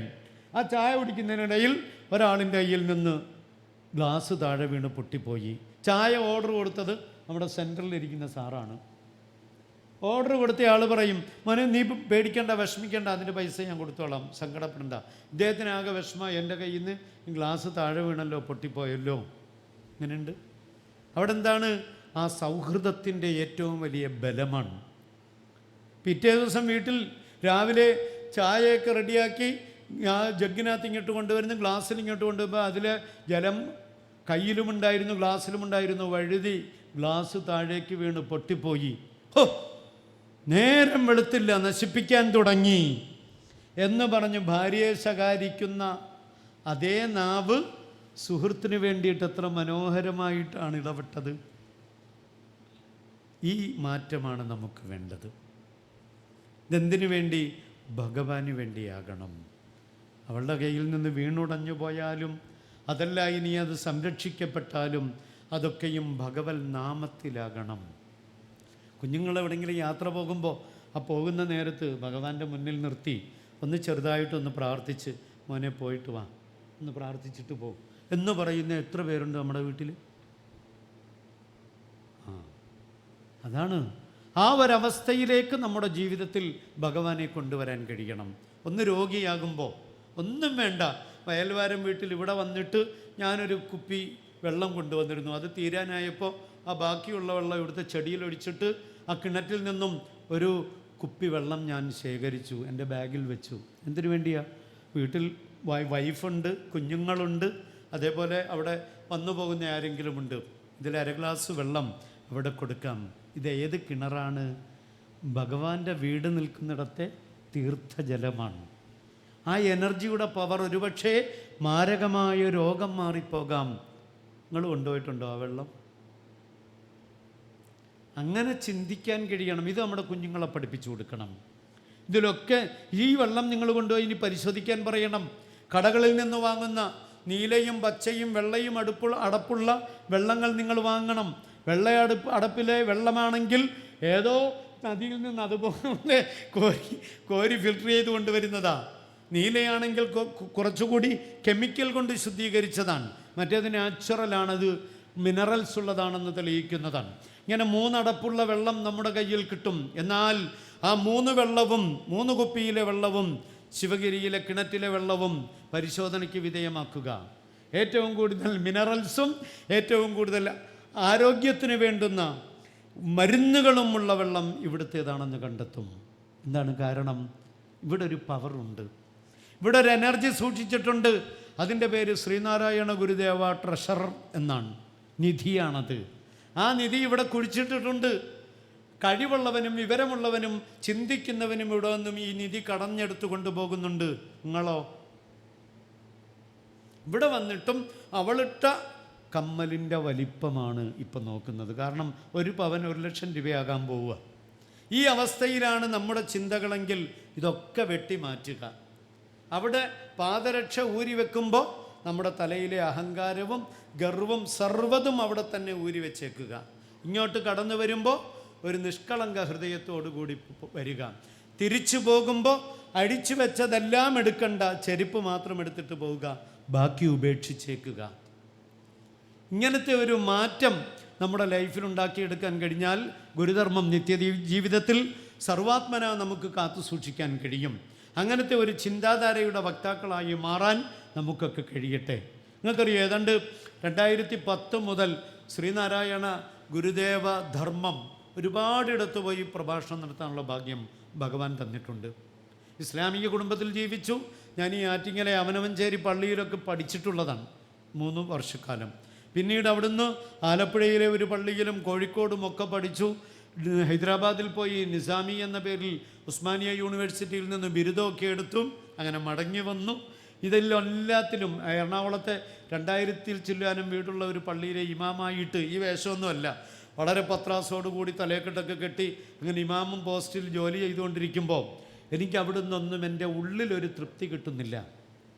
അന്വേഷണത്തിൻ്റെ ഒടുവിൽ ആ മഹനീയമായ ഒരു സത്യം കണ്ടെത്താൻ വേണ്ടിയിട്ട് അന്നും വായിക്കും ഇഷ്ടം പോലെ. അങ്ങനെ കിട്ടുന്ന ശമ്പളത്തിൻ്റെ പകുതിയും അവിടുന്ന് മാതൃഭൂമി ബുക്സിലും DC ബുക്സിലും ഒക്കെ പോയിട്ട് പുസ്തകം വായിച്ച് നടക്കുന്നതിനിടയിൽ സൂഫികളെക്കുറിച്ചുള്ള വലിയ പഠനം നടത്തി. ഒരു മഹാഗുരുവിനെ കണ്ടെത്താൻ വേണ്ടി അജ്മീർ ദർഗയിൽ ആ പ്രായത്തിൽ തന്നെ 33 തവണ പോയി. ഇപ്പോൾ ഏകദേശം 60 തവണ അജ്മീറിൽ പോയിട്ടുണ്ട്, രാജസ്ഥാനിൽ. അങ്ങനെ 33 തവണ പോയിട്ട് അവിടെ നിന്ന് എനിക്ക് സ്വപ്നത്തിൽ ഒരാൾ പറഞ്ഞു തന്നു, നിൻ്റെ ഗുരു നിൻ്റെ നാട്ടിൽ തന്നെയുണ്ട്. അങ്ങനെ വന്നു. കോഴിക്കോട് ജീവിച്ചിരുന്ന ഈ അടുത്ത കാലത്ത് 2017 ഡിസംബർ 8 സമാധിയായ പ്രവാചകൻ്റെ 33ാമത് പേരമകനായ PSK തങ്ങളെന്ന ഗുരുവിനെ കണ്ടുമുട്ടി. അവരുടെ ഗുരുവായിരുന്ന വടകര തങ്ങളെന്ന പേരിൽ അറിയപ്പെട്ട മഹാൻ ശ്രീനാരായണ ഗുരുദേവനുമായി കണ്ടിട്ടുള്ളവരാണ്. ആ മഹാരഥൻ്റെ ശിഷ്യത്വം സ്വീകരിച്ചു. അപ്പോൾ പറഞ്ഞു, പള്ളിയിലെ ജോലിയൊക്കെ ഒഴിവാക്കുക. ഇനി മോൻ എന്ത് ചെയ്യണം? പള്ളിയിൽ നിസ്കാരത്തിന് നേതൃത്വം കൊടുക്കണ്ട, ശമ്പളവും വാങ്ങണ്ട, ആ യഥാർത്ഥ നിസ്കാരം ഞാൻ പഠിപ്പിച്ചു തരാമെന്ന് പറഞ്ഞു. 5 അറിവാണ് 5 നിസ്കാരം. ആ 5 നിസ്കാരത്തിൻ്റെ ക്രിയാപരമായിട്ടുള്ള കർമ്മമാണ് ഈ ചെയ്യുന്നത്, അത് നീ ശമ്പളം വാങ്ങരുതെന്ന് പറഞ്ഞു. അങ്ങനെ അതൊഴിവാക്കി അവിടെ നിന്നും തിരിച്ചു ഇറങ്ങി. ഒരു ദിവസം ചെന്നപ്പോൾ എന്നോട് പറഞ്ഞു, മോൻ ഇനി അമ്പലത്തിൽ പോയി പ്രസംഗിക്കണം, പള്ളിയിൽ പോയിട്ട് സ്വർഗത്തിൽ പോകാൻ നരകത്തിൽ പോകാമെന്നും പറഞ്ഞ് ഒന്നും പ്രസംഗിക്കരുത്, അതിനിഷ്ടം പോലെ മതപണ്ഡിതരുണ്ട്, അവർ പറഞ്ഞോട്ടെ. മോൻ ഇനി പോയിട്ട് എന്ത് ചെയ്യണം? അമ്പലങ്ങളിലോ അതുപോലെ ആശ്രമങ്ങളിലോ മഠങ്ങളിലോ വിളിക്കും, അവിടെ പോകണം. അപ്പോൾ ഞാൻ പറഞ്ഞു, ഞാനൊന്നും പഠിച്ചിട്ടില്ല, നീ ഒന്നും പഠിക്കണ്ട, നീ പോയാൽ മതി, നിൻ്റെ നാവിൽ ഞാനുണ്ടാകുമെന്ന് പറഞ്ഞു. ആ ദിവസം തന്നെ ഓച്ചിറയിൽ ഭാർഗവൻ വക്കീൽ വിളിച്ചിട്ട് പറഞ്ഞു, മുസ്ലിയാരെ ഇത്തവണത്തെ വൃശ്ചികോത്സവത്തിന് ഓച്ചിറയിൽ പ്രസംഗിക്കണം. അവിടെ വിഗ്രഹമില്ലാതെ ആൽത്തറയിൽ വാഴും പരബ്രഹ്മമൂർത്തി ഓച്ചിറയിൽ. ആ മഹനി പ്രതിഷ്ഠകളില്ലാത്ത, അമ്പലമില്ലാതെ ആൽത്തറയിൽ വാഴുന്ന ഫസ്റ്റ് പ്രസംഗം അവിടുന്ന് തുടങ്ങി. അന്ന് തന്നെ 8 അമ്പലത്തിലേക്ക് ബുക്കിംഗായി. തൊട്ടടുത്ത തുഞ്ചൻ ഗുരുകുലത്തിനോട് ചേർന്നുള്ള ശ്രീ നാരായണ ഗുരുദേവ പിന്നെ ചർച്ചയും കൺവെൻഷനും നടക്കും അവിടത്തേക്ക് വിളിച്ചു. പിന്നീട് ഇങ്ങനെ നടന്ന് ഇന്ന് ഏകദേശം 1000-ഓളം വേദികൾ ശ്രീനാരായണ ഗുരുദേവനെക്കുറിച്ച് പ്രഭാഷണം നടത്താൻ മഹാഭാഗ്യം ലഭിച്ചു. അതിലെ ഏറ്റവും വലിയ ഒരു ചാൻസ് ഈ കഴിഞ്ഞ ചതയദിനത്തിന് എനിക്ക് ഒരു കോംപ്ലിമെൻ്റായിട്ട് ഗുരുദേവൻ തന്നതാണ്. ദുബൈയിലെ ഷാർജയിൽ പോയിട്ട് അവിടെ നിന്നുകൊണ്ട് ശ്രീനാരായണ ഗുരുദേവനെക്കുറിച്ച് GDPSൻ്റെ പ്രോഗ്രാമിൽ 1.5 മണിക്കൂർ പ്രഭാഷണം നടത്താൻ. ഈ വർഷത്തെ തന്നെ ഏറ്റവും മഹത്തായ മറ്റൊരു ഗിഫ്റ്റാണ് ചെമ്പഴന്തിയിലെ ഈ മഹത്തായ കൺവെൻഷനിൽ ഫസ്റ്റ് പരിപാടിയിൽ ക്ലാസ്സായിട്ട് അവതരിപ്പിക്കാൻ. നിങ്ങളെ കണ്ടപ്പോൾ എനിക്ക് ക്ലാസ്സൊന്നും പറയാൻ തോന്നിയില്ല, ഒക്കെ എഴുതി നോട്ട്സാക്കി കൊണ്ടുവന്നതാണ്. പക്ഷെ അതൊക്കെ നിങ്ങളോടങ്ങനെ വായിച്ച് ഒരു തത്വം പറഞ്ഞിട്ട് പോയി അത് രേഖപ്പെടുത്താൻ പറ്റുന്ന കുഞ്ഞുങ്ങളും ഇവിടെ ഇല്ല. അപ്പം നമ്മുടെ വിശ്വാസത്തെ ഒന്ന് ദൃഢവൽക്കരിക്കാമെന്ന് തീരുമാനിച്ചിട്ടാണ് ഞാൻ ഇത്രയും നേരം സംസാരിച്ചത്. എന്നെ ഇതിന് അനുവദിച്ച എൻ്റെ ആദരണീയരായ ശ്രീനാരായണ ഗുരുദേവ തിരുമുൽപാദങ്ങളുടെ പാദാരവിന്ദങ്ങളിൽ ഈ അക്ഷര പുഷ്പങ്ങളെ അവിടത്തേക്കുള്ള കാണിക്കയായി സമർപ്പിച്ചുകൊണ്ട് നിങ്ങൾക്ക് ഓരോരുത്തർക്കും ഈശ്വരൻ്റെ, ഭഗവാന്റെ, ദൈവത്തിൻ്റെ അനുഗ്രഹീതമായ എല്ലാ സംരക്ഷണവും എല്ലാ ഐശ്വര്യങ്ങളും സദാ വർഷിക്കുമാറാകട്ടെ എന്ന് പ്രാർത്ഥിച്ചുകൊണ്ട് ഇത്രയും നേരം എന്നെക്കാളൊക്കെ ഒരുപാട് അറിവുള്ള അഭയാനന്ദ സ്വാമി, അതുപോലെ മഹാത്മാക്കളായ ഗുരുദേവ ശിഷ്യന്മാർ, ഭക്തന്മാർ, അവിടുത്തെ നാട്ടുകാരായ, അവിടുത്തെ ബന്ധുക്കളായ, തറവാട്ടിലുള്ളവരായ ഈ ബന്ധുമിത്രാദികൾ എല്ലാവർക്കും 1000 കൃതജ്ഞത രേഖപ്പെടുത്തിക്കൊണ്ട് ഭഗവാൻ സദാ അനുഗ്രഹിക്കുന്ന ഒരു വിഭാഗമാക്കി ഈ ജനത എന്നെന്നും നിലനിൽക്കുമാറാകട്ടെ എന്നാഗ്രഹിച്ചുകൊണ്ട് പ്രാർത്ഥിച്ചുകൊണ്ട് നമ്മളെ എല്ലാവരെയും ഒരച്ഛനും അമ്മയും പോറ്റുന്ന മക്കളായിട്ട് എന്നെന്നും ഭഗവാൻ കാത്തു സൂക്ഷിക്കുമാറാകട്ടെ എന്ന് പ്രാർത്ഥിച്ചുകൊണ്ട് തൽക്കാലം ഞാൻ എൻ്റെ വാക്കുകൾക്ക് വിരാമമിടുന്നു. ഓം പൂർണ്ണമദ പൂർണ്ണമിദം പൂർണ്ണാത് പൂർണ്ണമുദച്യതേ പൂർണ്ണസ്യ പൂർണ്ണമാദായ പൂർണ്ണമേവാവശിഷ്യതേ. ഓം ശാന്തി ശാന്തി ശാന്തി.